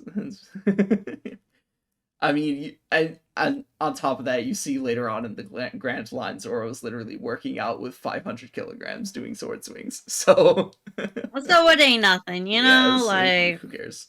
He yeah. just And I think he's Zoro does super say that. He's like, he super casually just like picks them up to use three sword "Oh style yeah. with himself. So Yeah, that's right." So like it's nothing. yeah. Yeah, so yeah, because his swords got destroyed, so he had to initially use Johnny and Yosaku's swords, and then I think he used Hachi's swords when he briefly skirmishes with Arlong as well. Yeah. The man's fucking tenacious, and it also goes to show, of course, more swords is not necessarily equate to better, as we also saw with Mihawk, Yeah. but we definitely see with Hachi here. Zoro's just learned to use 3 swords. But just because you have 8 swords and you can flail them around really fast or make a tornado with them does not mean Yeah. you're I mean, I actually thought that was kind of skilled. cool. I'm like Hachi, I'll give you that. That tornado was really cool. But Yeah, like but then Zoro creates his own tornado with just 3. yeah, So yeah, yeah. Yeah. and So with it's like one swish what of too. it. He doesn't need to Yeah. twirl them around. He just one swish. Yeah. So it was like super cool. Yeah. So yeah, But I did like that fight. uh and But then poor Zoro, like I feel so bad for him in this arc, you know. he, And then of course later on, we see later what happens to him. Oh, God, poor guy. he's always getting brutalized, and the main forms in which he's getting brutalized are self-inflicted, like challenging Mihawk to a duel, or cutting your legs off so that you even have like a chance of fighting back. When Stupid. um I mean, it's not like entirely stupid, but it was definitely stupid. I mean, like it reminds me of like those kids in high school who were like, "Oh yeah, I'll do that. Like no problem." Like I could chop my leg off if I needed to. yeah, you want to see me do it? That's what he reminds me of. Yeah, because in the same sort of situation as Zeph, we could all definitely make the decision, if it was viable, to like chop our leg off and eat it. Oh yeah, for sure. Yeah, Definitely. that would definitely make sense. Yeah. Just give me a jagged piece of rock. I'll be fine. Yeah. Not even a knife, a jagged rock. Yeah.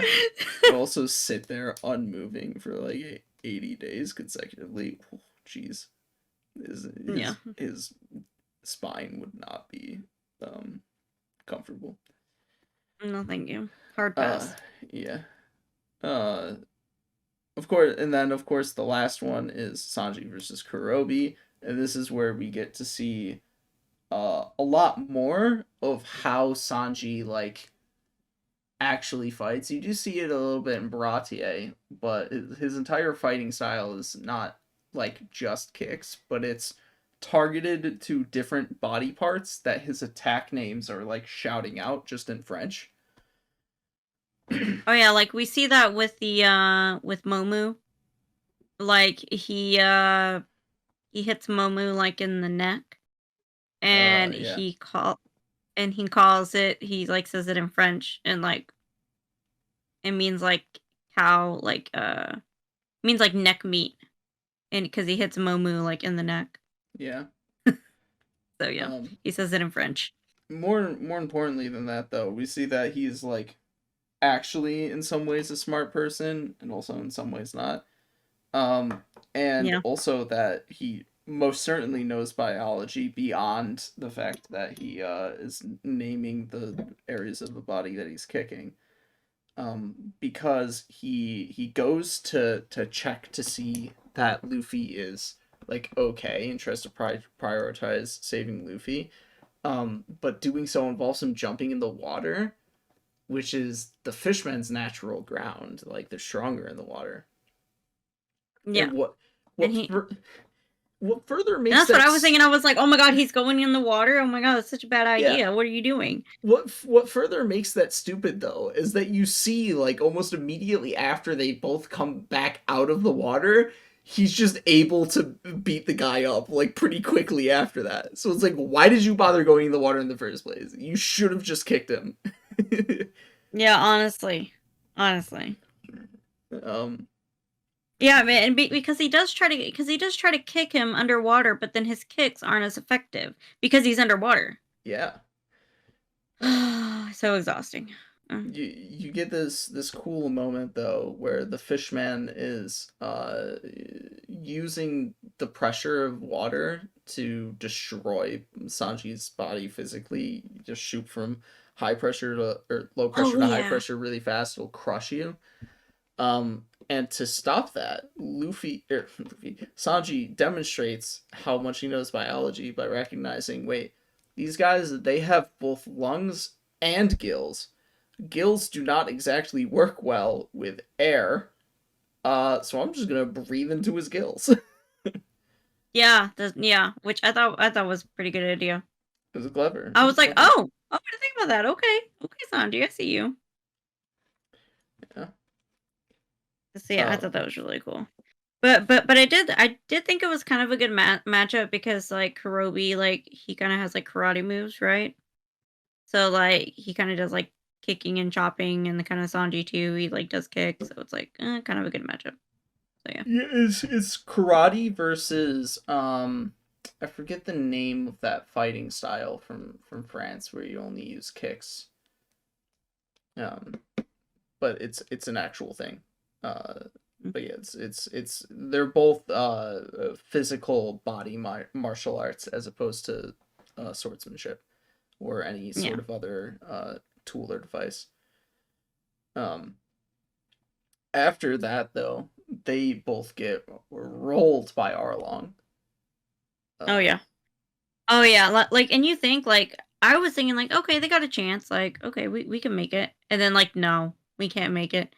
And they're like on Zoro the ground. Never had a chance to begin with those wounds. To be fair, yeah, Zoro was kind of like dying, kind of bleeding out. He like walk bare like on one leg, hobbling on one leg, he was hobbling, like literally. And Sanji too, like he got decked in the face, and and I'm thinking the pressure change too, like that'll mess you up. And Sanji was definitely doing like a whole lot better. Like he suffered a lot more damage than Baratier by that point in time. In Baratier, he apparently had like all of his ribs broken, and he was still fighting. Whereas here is like, Zeph kicks harder than you punch, you freaking dolt. Oh yeah, that's right. I forgot he said that. Yeah, and but I at least thought like, okay, maybe we can like, hopefully fight him off a little bit till like we get Luffy to wake up. And wrong, we sadly mistaken, Yeah, and I think it's at this point in time, when Arlong starts talking to Nami about how it's like, either It's either you can help me execute your friends here, and we can like let bygones be bygones after that, or I slaughter everyone in the village. It's something to that effect. And it's at that point in time, Yeah. Luffy or Nami reflects what she's learned from Luffy, and she asks the village to die alongside her, Yeah. for To the fight and sake, die with me. yeah, to at least fight for their freedom, to at least try. Yeah. Um, And then that's when Luffy wakes up, you know. And I do like that the town's kind of like motto is like kind of like surviving is also like a is kind of like a surviving and living is a form of resistance too. yes, they did say that. It's like, Yeah. um, at least in the circumstances up until that point, it made sense to abide by that. Yeah. That I think that was explicitly what Nochiko told the boy from Gosa. Surviving and living Yeah. is another form of resistance, and it made sense for them up until that point, until that Yeah. day, because Nami was there was still that sliver of hope for Nami Yeah. to try and buy back their freedom. And Yeah. and by the time they even learned of that, she had already been trying for like a couple of years or something at least. But Yeah. now at this point in time, it's like Arlong Now it's clearly has no intent to follow through on the deal. Um, so, their lives suck are in constant danger anyways. so now it's time to fight and die for our Yeah, freedom. and Yep. now we've been given more of an opportunity than we ever have had. With Yeah. Luffy, Zoro, Sanji, and Usopp there. Yeah. So it's like it's a big change in ideology basically. Yes, So, yeah, they've been given hope. Is the main thing. yeah, So, definitely. you have this whole sequence where um, Zoro delays Arlong so that Sanji can break the rock open with his kick, but Hachi is still alive. But his wounds reopen when he goes to swim after them. And also, Arlong looks at Zoro's wounds and is like, "Whoa, how are you still alive?" Um, Oh yeah. and all of that And is then like like kind of cool and neat, but also kind of time wasty. So yeah, he looks like a freaking mummy, I guess. I don't know. yeah, Oh yeah, yeah, in the manga it looks pretty gnarly. it looked pretty gnarly in the anime too. They did a weird like visual coloration Yeah, it was like a red shifting and effect. black. Yeah, to It like do an kind of emphasis thing. it kind of reminded me of like I don't know why you can see all my stuffed animals in my bed. Like, yeah. The camera follows you as Anyways, you move. So it does? yeah, Okay. That's weird. But you're anyways. using your phone, right? The magic of technology. Oh, yeah. That's why. It's because you're if it was like a laptop camera or something, those don't have that capability to shift the wear in the frame. Oh, it does. Yeah, That I don't it's know why I just noticed. some clever But technology. It doesn't make me like Apple products anymore though. okay, whatever. Okay. But anyways, but like yeah, it kind of reminded me of like kind of the old Halloween movies. Like from when I was little where they would have like red and black to like make it scary. Which when did this come out, like in the 90s? So like Uh, maybe that kind of makes sense. at this point in time, it might have actually been the year 2000. Yeah. Um, So okay, that kind of makes sense because I was like a kid in the 2000s. So yeah. yeah, But essentially, it would have been more impactful if they just drew it the way it should look, like just yeah, without doing a discoloration effect. If they just had his the color of his torso, whatever you would call that color, it's his skin, with like yeah, the very like poorly done staples holding his skin together and just blood Yeah. streaming down the wound from it having reopened. Yeah, because it looks freaking disgusting, bro. Like in the manga, like I can't look at it anymore. Gross. Speaking of them needing a doctor on their crew, like Zoro's Yeah. the main reason they need a doctor. Honestly, Zoro's like, man, he's always getting into some trouble. He's the most like at least Luffy, like the Luffy he can survive most things and like be okay, But like Zoro, I mean, yeah, Luffy he just walks gets off blunt sliced and damage. diced. I mean, yeah, but it's not like Zoro's wounds have come from blunt attacks. The way Luffy's body is literally built to resist. All of Yeah. his major wounds have come from slash damage or pierce damage. Fucking True. RPG. Poor guy. So, yeah. Yeah, it's a gnarly permanent scar that he will have though. Yeah, and then of course like Hachi, he rip his wounds open up and yeah. Zoro's like, if you exert yourself, your wounds will reopen. And Arlong's like, dog, look at you, of course. He's like, I'm not talking about me. I'm too cool for that. Me never. But Hachi, yes. My wounds reopened a long time ago, and I haven't stopped bleeding since. Get real. I'm like, how many liters of blood do you have in you, Zoro? For real, though. Zoro's got at least 20 liters of blood right through his apparently. Body. Like his body's constantly producing blood. He must have tons of iron in him. I mean, you saw his ability to survive the cold of the Drum Island, Winter Island. He's got to be producing a lot of body heat. Shirtless, buried in snow, like... I think at one point in time he did swim through the water. Yeah. He did. Water, yeah. It's like, that would have been the coldest thing of them all. It's like... Yeah. An idiot. What an idiot. Oh my god. So, like... They're all idiots in different ways, right? Honestly. Neurodivergent. Definitely the little ADHD kid you just, like, gotta keep an eye on. He needs, like, a backpack with a leash. He's that kind of kid.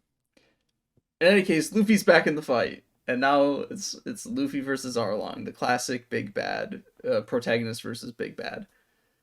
I love that Luffy. I love that when like Luffy wakes up and the water shoots out of his mouth. He had the fountain. That was a lot of water. Arlong's like, I didn't. Is there a fountain over there? I'm like, honestly, yeah. Like, I was surprised. I'm surprised too, bro. Like, yeah, that he even woke up with all that water in him. Yeah. So, what do you think of Arlong's sharkiness, his design, and like the gags that revolve around, not just gags, but even just like attacks that revolve around his sharkiness? I don't remember any specific. I never remember like the individual attacks, honestly, when it comes to like the villains and like I don't know. I just like don't. I don't know.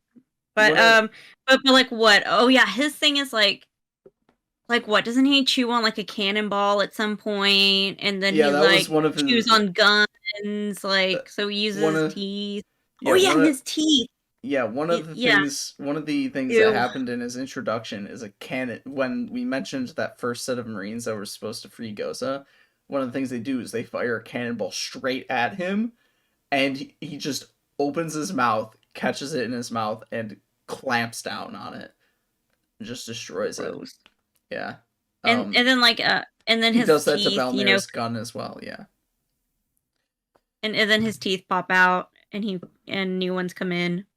Yeah, he's got replaceable teeth like a shark. And of course Luffy uses that as an opportunity to make his own shark mouth.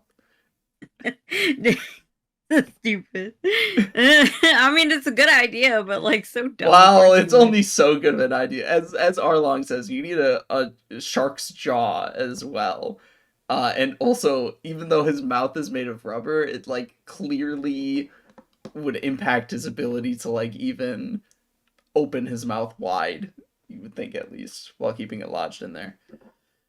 Yeah, honestly.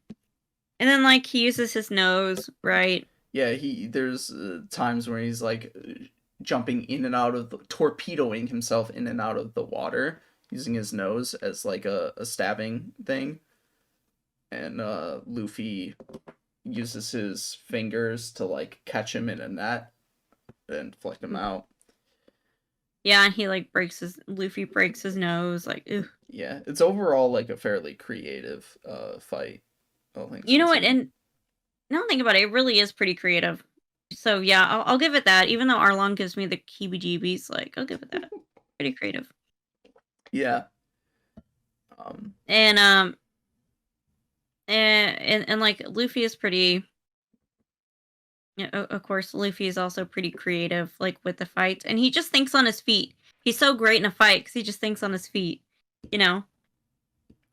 Yeah. And because he's not one to like, of course, like plan everything out. He's just like, okay, it's gonna hop into it and see what happens. Let's go. Fun times, hee hee. Yeah. Now that we're actually talking about like Arlong himself, though, let's talk briefly about his motivations. It was mentioned before, where he's just like literally racist. Literally, he just freaking hates humans. Thinks they're worthless. So I mentioned before with the rat marine stealing the money, like you have to be callous to ignore the emotions of people. But like Arlong, he doesn't have to, because he just does not regard humans as equal beings. He just ignores that.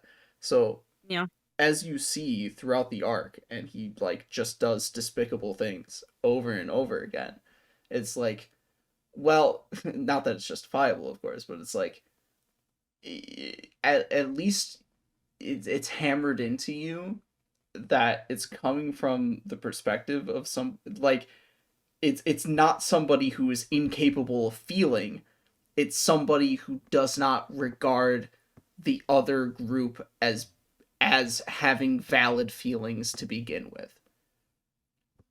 Yeah. And like he like at first I did kind of but like, and he only values people or humans he finds like that are useful to him, right? Like he like Nami says, but like dogs when he first are useful to humans too. Yeah. I'm and just saying. Yeah. And so like, and so as soon as you're not useful to him, he's like, I'll just kill you, you know, whatever. Yeah. Or I'm just gonna lock you up in your room and I'll make you work for me, pretty much, you know. I will destroy everything you love so you cannot leave, kind of thing. Like that is just some evil like personality, you know? It's just like, it's just cruel. Like he's just cruel and like heartless. Who would have thought racism is bad? Yeah. Who would have thunk it? You know. I mean, some people need reminding, you know, in this still to this day. But you know, racism's bad, guys. Right? Yeah. Don't be racist. And if you are racist, go seek help. Stop. Just stop. Just stop. Seek help. Go to therapy. I don't know what to tell you. Get some help. Honestly, and then like he keeps talking about it like anybody cares. Like, oh, fishmen are evolved from humans, and like we're so much better than humans. Look at all our strong, fancy powers. Like, ooh, like nobody, and of course Luffy doesn't care. And I'm like, you're telling I'm like, Luffy's the worst person to tell because Luffy doesn't care. Oh, like, it does remind me. So like, there's this interesting thing you can think about in regards to Arlong's racism, where it's like, unlike real life racism, where there is functionally no like actual difference between different races of human beings, there is actual like functional differences between fishmen and humans, and in some ways you could even like quite literally objectively say that fishmen are superior just purely from the perspective that they can also breathe underwater, that they're amphibious. But Yeah. even within the world of One Piece, that kind of like take doesn't quite work, because it's demonstrated time and time again that all sapient species are basically capable of reaching the same levels, same heights of strength. Like it does not matter what race you were born as, just what you do with your um just how much willpower you have, basically. Yeah. So, as much as you could like kind of like, maybe sort of think maybe this is kind of justifiable racism, although the actions, certainly the genocidal, not genocidal, but like Slavery-esque. yeah, those actions are certainly not acceptable, but even like the logic behind the racism is still, the self contradictory. And it doesn't seem like are the fishmen even like oppressed in any way? So it's just not like Let's avoid that question for now. okay. Oh, okay. And move on to the really like final conclusive emotional beat of the arc. Okay, put a pin in it for later. Okay, let's put a pin in that. Okay. Really big pin. Okay. And so what do you have to say about Nami's navigation room? Oh, that made me sad as fuck. Okay. Like it's just I mean, in a sense, this is her prison, right? Like one of the memories she has in it is like her first memory of her being put in the room and her saying like, "This is your room. You're gonna make maps in here. Like, you're gonna do what I say. Oh yeah. Sorry." And or not even sorry. Like, you're gonna do whatever I say. Like, No and apologies. no apologies. And she's even like at one point she's kind of like coloring She and draws she's drawing a Belmeric's picture. face. Yeah. Yeah, and he just rips it to shreds and like he like hits her. I think like You're not allowed to do that. Only draw charts in here. yeah, and it's just like it is a prison for her. And I believe her pen and has blood on it as well. yeah. And Luffy recognizes that. And so he just like tears it to shreds. You know, he like throws the papers around and of course like all of this is like valuable information. It's all charts and maps that like are needed for Arlong's like mission, Yeah, you know? his crusade, if you will. Crusade, yes, that's a good way of saying it. Crusade. It's a decent analogy. Yeah. And Luffy just tears it to shreds. And and of course Arlong is throwing a fit about it. And Nami, she recognizes like the room that they're in. And she just like starts crying and she's just like thanks Luffy. And in a sense it's like Luffy is freeing her from her prison. And it's kind of like very cathartic in a sense. Yeah. So like that was very touching because it's like that like because like so many women out there are trapped in like a similar situation or even in the same situation. And there's hope out there that one day they can be free of that same situation. So yeah. Yeah. I mean I hope it resonates with a lot of people as well who are in the Yeah. same situation. You have these very interesting actions by Luffy where Arlong is standing right in front of him, this intimidating figure, the bad guy who he's supposed to beat up. And once he sees the navigation room, he just almost entirely disregards Arlong's presence. He's like, now I really well and truly understand Yeah. what's keeping Nami tied down here, and what I can do to help her. And that's why he goes about destroying everything in the room, as opposed to trying to attack Arlong. Yeah. So Uh, that way nothing can keep her yeah, there. so So yeah. nothing ties her down anymore, so she can be free. And then he just like decks Arlong through the Yeah, roof. yeah. So you have and then of course, in terms of like the content of what you're seeing, you have these two really cool moments where Arlong has his big like shark saw, impractical looking sword, uh, at Luffy's neck, and Luffy just is able to hold it there with one arm, with one hand, uh, and then crush the metal beneath his fist. It's like, dude, this motherfucker is really strong. Oh yeah.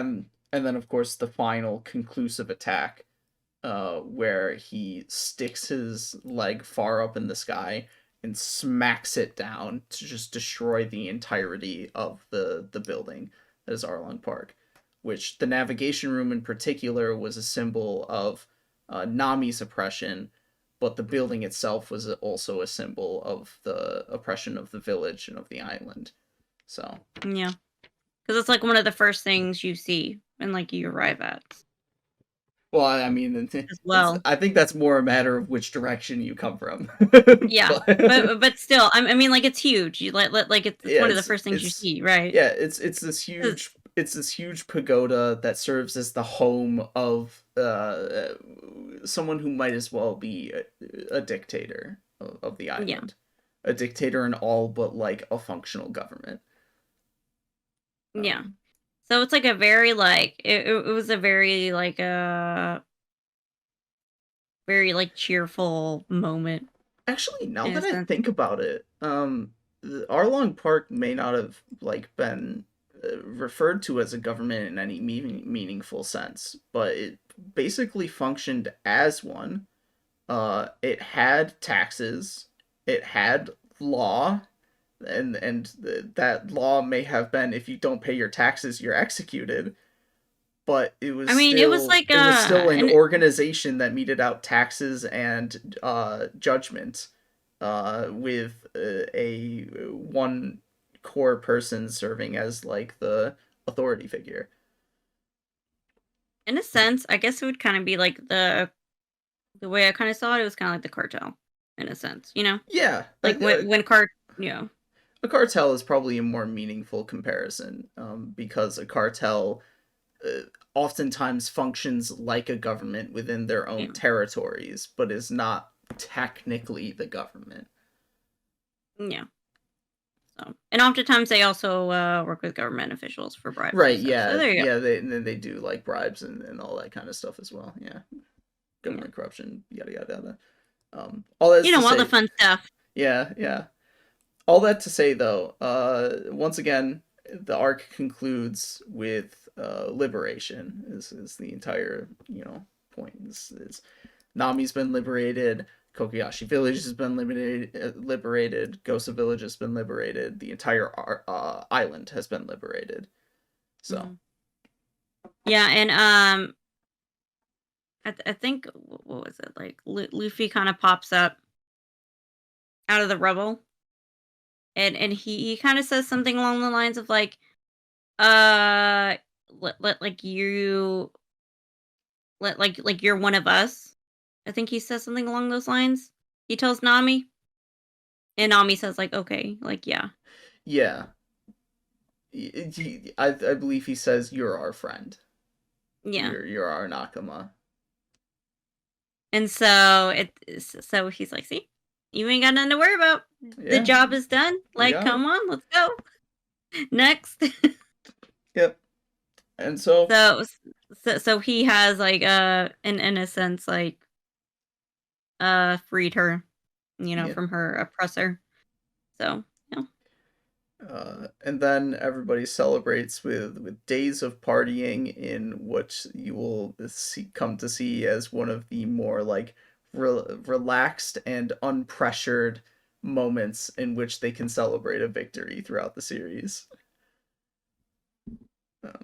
Where they're just sitting there for several days, basically drinking straight. Usopp sings like hundreds of songs about how he's the captain and his victory. And how he's the greatest, yeah. Yeah. Nami, of course, gets her tattoo of Arlong's symbol removed and replaced with a new tattoo. I think it's ugly. Okay, but like symbolically, what do you think of it? It's ugly. I mean, like, it's supposed to, what is it? It's supposed to be like a tangerine tree or something? And I'm like, what No, the it's a tangerine and a pinwheel.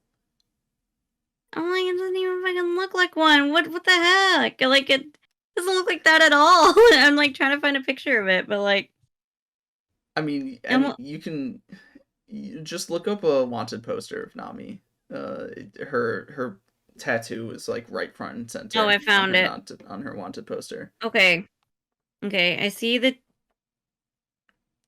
It's a pinwheel with a tangerine attached to the top of it. Okay, it's so ugly. She designed it herself, okay? I mean, okay. It's symbolically, it's like it's very beautiful because I'm like, let me think of something nice to say, okay? Because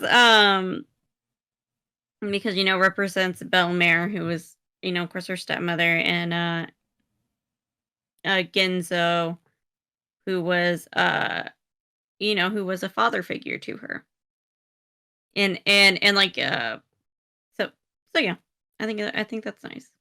Yeah. But it's still ugly, so yeah. Yes. I actually did want to talk a little bit more in detail on the pinwheel, because it's just this fun little through line. First of all, it's like really emotional, especially showing it at the send off. Yeah.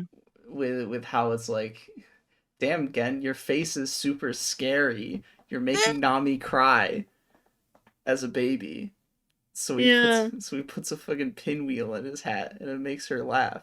And it's really sweet. It's so cute. Like, and it's so funny, like a pinwheel. Yeah. Pinwheel on your head to make a baby laugh. It's just like so sweet. It's like, Kokoyashi might actually translate to pinwheel, but don't quote me on that. I'm not entirely sure. We'll have to check later. Yeah. But it's also just like this interesting through line throughout the arc as well, because Luffy encounters Gen a couple of times, and he's like, "Whoa, you got a pinwheel on your head!" It's like I mentioned before when he walks straight past the fishmen without acknowledging them. Most things he sees that are cool, he like actively points them out. And it's like, "Whoa!" Yeah, but but the guy with the pinwheel, like, he's like, oh my god, so cool. And then, of course, he names one of his attacks after it. He comes up with an attack based off the pinwheel, like, right afterwards. He even says, like, I came up with a new idea for an attack. And he uses that. That's what he uses on Momu, spinning it around. Gum Gum pinwheel. Yeah. Poor Mom. Yeah. And then... And then, of course... go. I was gonna say that now that Nami's in a good place in life, and that she's same wavelength.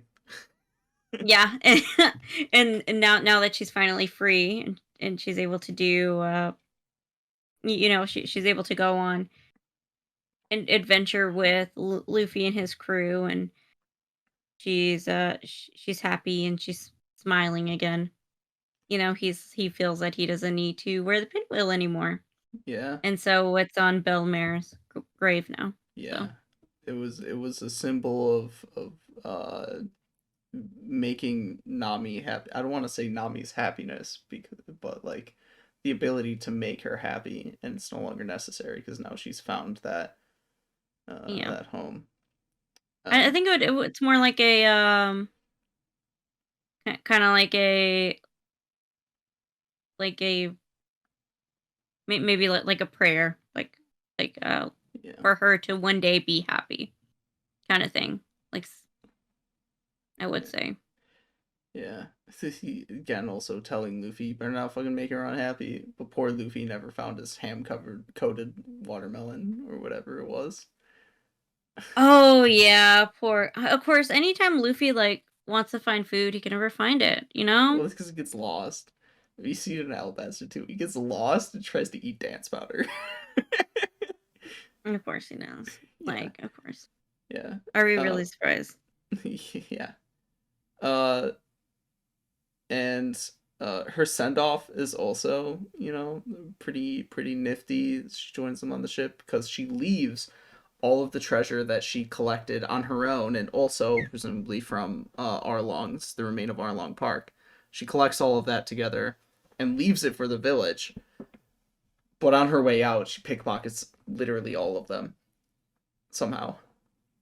Oh yeah. Oh yeah. So somehow it fits under that tight white T-shirt. You know. Yeah. So somehow all of those wallets, her cleavage is just that big. Yeah, it just fits all perfectly. Yeah. But I do like that before she leaves the house. It's kind of like she's talking to Belle Mare in the house. Yeah, you have that And moment where she like sees Belmare's ghost. yeah, and as she's she's talking about how like she's finally leaving and she's telling Belle Mare like goodbye in a sense. And like she feels like Belle Mare like kind of pushing her out of the house. And Yeah. kind of like finally she kind of feels like I would say she kind of feels like maybe she has Belle Mare's like blessing to kind of like leave and to kind of like be free and go off on her own adventure, that she doesn't have to feel tied down to this island anymore, you know? Yeah. And I would say also the treasure that she left behind for them is likely greater than whatever they had in their pockets by orders of magnitude, several. So it's not Oh like yeah, for sure. Because I'm like these people were probably all poor too. On top of that, you yeah, know, they were like all I poor think because they'd been that was the word I was looking for. Both when I was writing notes and like while we were talking, extorted. They were being extorted. extorted. Yeah. Yeah, So they were probably all poor because they were being extorted. And in yeah, addition to, you know, people usually don't carry more than like $50 on their person, anyways, which would be what 5,000 berry. Um, yeah. And how many people are in? Yeah, it's just like, yeah, you could come on, calculate girl. how many people are in the village because they actually straight out state how much money Arlong collects the first time around. Oh, Well, Belmare is still alive. Um, but you know, I never bothered. It's not worth bothering. He no. collected somewhere in the millions, and you would have to like infer how many children as compared to adults there are, and it would just be kind of annoying. Um, Yeah. in any case, um, the last thing I have to know is that she also now has tangerines on the ship. There's now tangerine Which I thought bushes, was really sweet. She has like little tangerine trees. and Luffy's not allowed to eat them. No, of course not. Because he would eat all of them. There would be none left. Yeah, but at least they'll always get their vitamin C. None of them will get scurvy again. Thank God. Because like it's ridiculous. Like ye yeah. So you know, thank God for Nami. We don't need scurvy.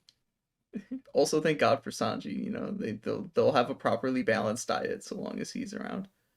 Oh yeah. And I'm sure Nami knows some like great like citrus related recipes. Thanks to her childhood of poverty. Tangerine Yeah. soup. Let's go. Ooh, I think it's like a It's tangerine dude, like glaze or something for like I can't even remember. it's like a Yeah. freaking Irish diet. So substituting the potatoes for tangerines. Oh, that's sad. Oh, yeah, That pretty would be much. the fucking blandest, most monotonous diet. Uh, Gross. at least it would actually have some taste though, because potatoes they have literally no taste on their own. Whereas tangerines at least are sweet. Potatoes are great though. I think I'd rather have potatoes than I tangerines though. Well, I mean, potatoes have a lot more carbs. contained within them, or not just calories, that's the word I meant. They also carbs, but more importantly, they have a Also lot more carbs. calories. So there's a lot more like substantive nutrition to be gained. Or I wouldn't say nutrition, but like you can sustain yourself longer on potatoes than you can on Yeah. just tangerines. Tangerines. Tangerines have more nutrients, but not as many calories. But Yeah. potatoes are extremely versatile, in part because of that, but like mostly because they have no taste. It's the same thing as with chicken. Chicken and potatoes both have baseline relatively no taste, so you're able to cook them in like any given way and pair them with like any given other ingredient or sauce or spice or anything, and it works. They're That makes versatile sense. ingredients, but that doesn't mean you want to fucking like eat potatoes on their own like the Irish did. You Yeah, that's true. do not want to eat fucking potato stew 5 days a week. I mean, like with my ulcerative colitis, like potatoes like don't hurt your stomach because they're easy to digest. Well, I guess it's That's a one little thing. Like, different if you have like actual digestive issues. So yeah. Then it's like, oh, potatoes, great. We love potatoes. Potatoes are life yeah, I'm not a big fan of potatoes. because like So starchy foods are like easy to digest. So yeah. yeah. Well, that's it for our long. Unless you have any other thoughts. Um, I think yeah. I mean, I don't think I really have any other thoughts. I think my consensus on Arlong Park would just be that I really I really enjoyed it just because it was like I said, I don't like Arlong Park for the fights per se. I more like it just for like the emotional part and like the sisterly bond between Nami and Nojiko. So like I think people who have siblings can relate a lot to it, especially like if you have a sibling who like doesn't listen to you and who's kind of rough around the edges. Or even like having like a it's also like about like a found family as well. So I think if you enjoy like stories like that, you will enjoy like Arlong Park if you're just getting started with One Piece. So yeah. I mean, that's how I feel about One Piece in general. I'm far more Yeah. interested in like the substance and the emotions than the actual like mechanics of any particular fight. But the fights do exist, and there are people who like them. Even if Oda is in a lot of ways not, he's very creative with his fights, but like they're generally not tend to not be as good choreographically than other shonen series and other series in general. I did notice that in the manga. Like I feel like they're not choreographed as well. I mean, I don't know how then like I would say like with Bleach. Or like JJK for instance. But like Certainly not JJK. but It's but like certainly worse than JJK. but like Bleach and like Naruto, I think are choreographed better. Um I'm trying to think, is there another shonen that I've read from like the 90s and 2000s? I can't think of any right now. But yeah, I mean it's not bad by any means, and like just the storytelling is still like great.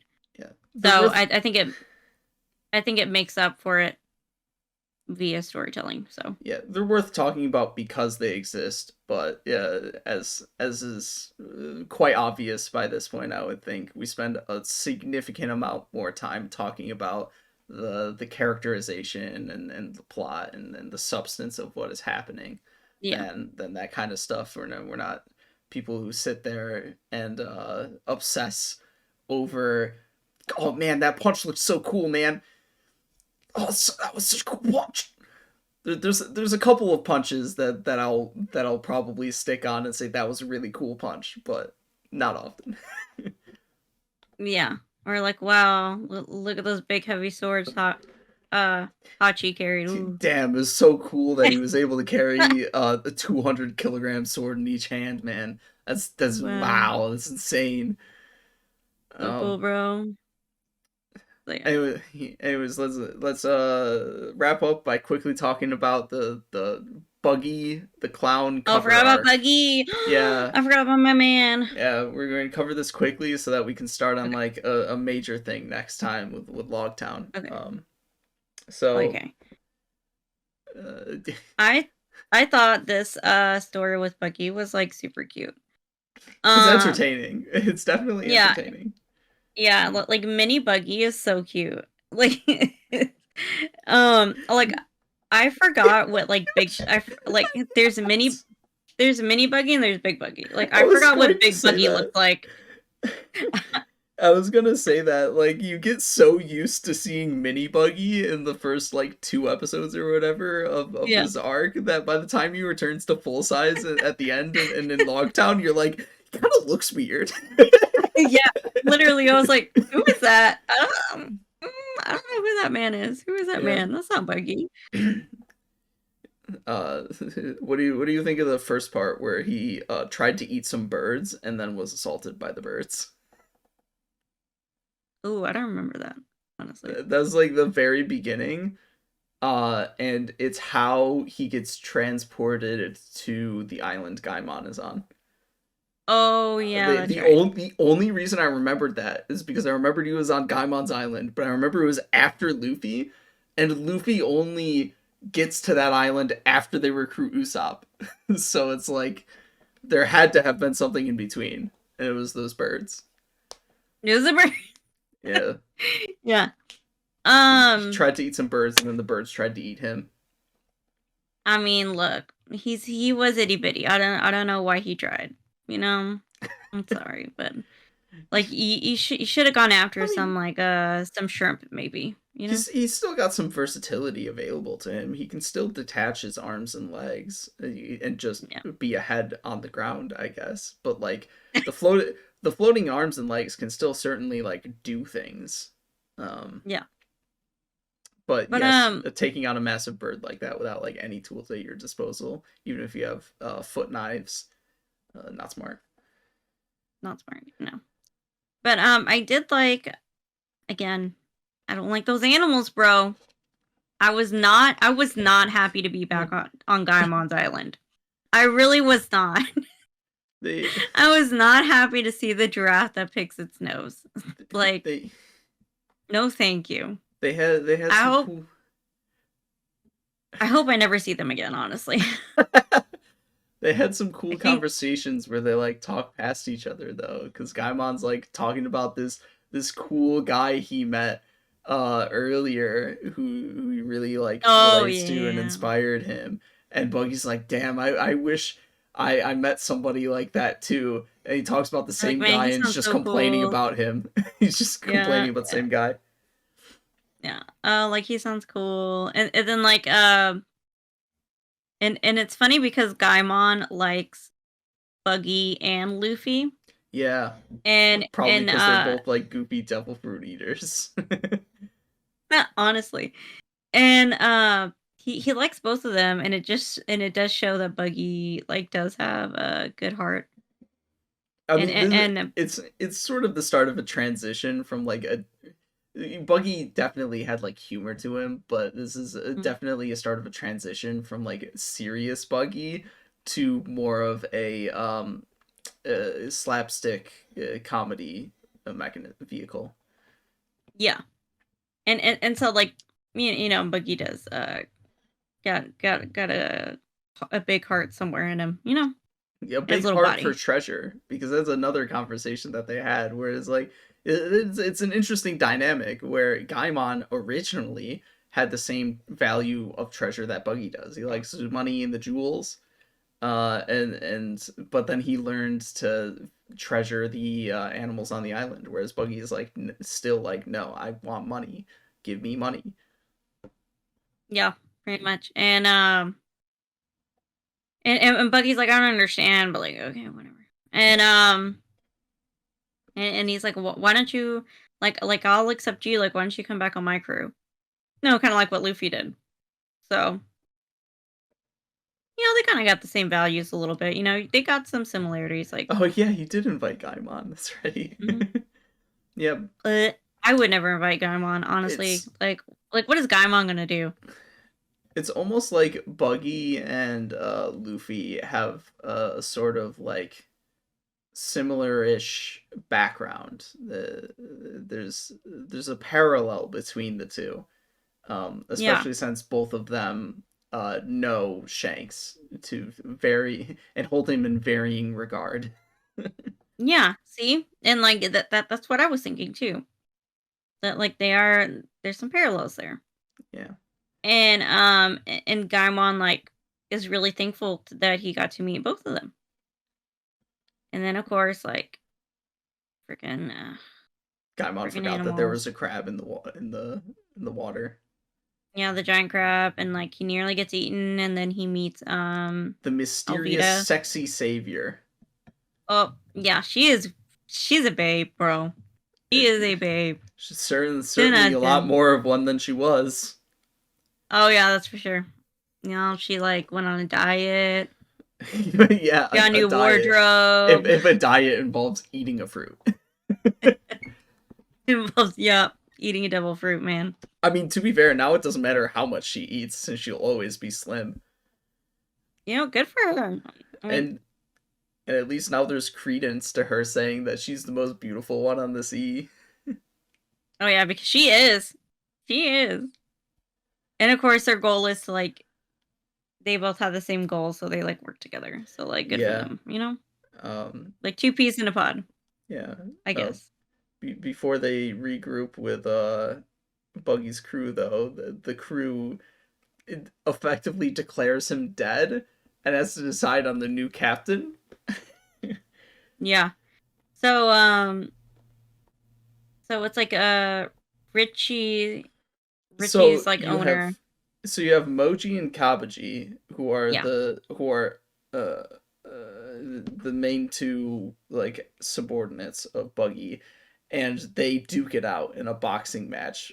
Um, well, it turns into a boxing match that And of never course ends they go because at it all day. because they're equally matched, especially since Moji doesn't have Richie Yeah. participating, and since it And then of course takes forever, Richie ends up becoming captain. yeah, because Richie dreams about becoming captain, and for some reason like I Richie think Richie, what are you going to do? I think he either I think he acts in his sleep or something like that, and or he gets Oh drunk, yeah. and he wakes up to find himself as captain, and he's like, "What the fuck is going on?" Yeah, I think he like dreams about it. And then like somehow he accidentally like hits them or something. Oh yeah, he hits them in his sleep, and Yeah. so he wakes up to everybody chanting his name like Captain Rishi, let's go. Yeah, and he's like, huh, what? Yeah. Okay, whatever. Um, it doesn't Yeah, last oh, long though and then because cannibals attack them. oh, and it's so funny. It's so funny because like they have a bundle of Buggy's like body Yeah, parts. they collected his body parts. They kept his body parts and put him on his grave. Yeah. It's just like what is happening? So odd. And then yeah, cannibals attack. And then of course like Richie's captain, like what Richie, what are you gonna do? Fail to beat them in combat because they're fucking weak. And then they get boiled in a pot. Yeah. So then they're saved by Buggy and Alvito, who are like actually somewhat competent, and they all join together because those two have the uh, coinciding goal of killing Luffy because he ruined both of their lives or some shit like that. Even though Alvito's was not exactly like ruined, it's just Oh, I was gonna say, like, she's got the devil fruit it's and just like more yeah, it's she's a just more so babe. revenge. She's in a better position than she ever has been in, aside from the fact that I guess she doesn't have a crew anymore. Yeah. Because she's stronger than ever thanks to the devil fruit power. She's more beautiful than ever thanks to the devil fruit power. So like, I mean, I guess you would want revenge, but it's like not that big of a Yeah. deal. Yeah, to me, it's like Alvida's like winning at life, but like, and to me, like, it seems like it wouldn't be that hard to build a pirate crew, but apparently it is. I don't know. Well, I mean, if you're as selective as Luffy, it is. I don't know. Well, I mean, like, if you're as hot of a babe as like Alvida is, like, it seems like people would be like dying to be a part of your crew, you know? Yeah. Yeah, I guess. I mean, it depends on your values. I don't know. I value my life more than I value the sexy ladies. But then Same. again, if But you're like, Sanji values sexy ladies more than he values his own life. honestly. And Yeah. what is Sanji? He said something in the last arc that I thought was so funny, but of course I can't remember. Did it have to do with the perfume or the dancer outfits? No, it was when he met Najiko. Oh, you're just talking about Arlong. Yeah, Arlong. Um, I hold remember on. the boy from Gosa called her Tattoo Lady. Oh yeah, because she tatted herself up as a symbol of sisterhood with Nami. That was also sweet. That was also Oh cool. yes. Oh yeah. So like, Nami or because it seems like having tattoos is like a sign of like a that you're like a bad person or like you're kind of A a delinquent. rebel Well, delinquent. I Yeah. mean specifically in Japan, it could mean that you're part of the Yakuza. Yeah, like It's gang. it's been shifted over time to be more so delinquency, especially since that conforms a lot more to Western perception of tattoos as well, where more a delinquent and or like I don't want to say fringe, but I guess expressive, quote unquote, Yeah. people in society get tattoos. Um, Yeah. especially since that wasn't like super normalized for a long period of time. It's fairly recent that it's become a lot more normal for a lot of people to have tattoos. Yeah. I was gonna say, wasn't it like people in the Navy who like got tattoos? Like it was normal for them Yeah, to get tattoos? I think people in the Navy got tattoos as well. That's true. Yeah. Like back in the I day. Like Yeah. in the day. I don't know. You know what I'm trying. I don't know in particular, anyways. And besides, is One Piece really the context should be a lot more about Japan than any other Yeah. country. Anyways, I thought that was interesting. But oh yeah, anyways about Sanji. He says he when Nami shows up after, they were like Nami killed Usopp. Sanji says, "Nami, it's me. Don't you remember? Come back to us." And Zoro's like, "Oh, you need to stay out of this. You're complicating the story." And Sanji said, "So, love is always a hurricane." I'm like, "Okay, Sanji, calm down." Yeah, that's classic Sanji. He's Love Cook. That's his Mm. nickname. Love Yeah, Cook. love cook. This is Love is always a hurricane. Ugh, they even say it in English too. Love Cook. yeah. Honestly, like, what a womanizer. I mean, you still love him for it. Yeah. Well, in any case, that's it for this time. This was very productive and long discussion. Next time we will be talking about both Logtown and Warship Island, because we will also be covering the filler arcs since we're watching the series, for good and Yep. for bad. So until next time, see you later.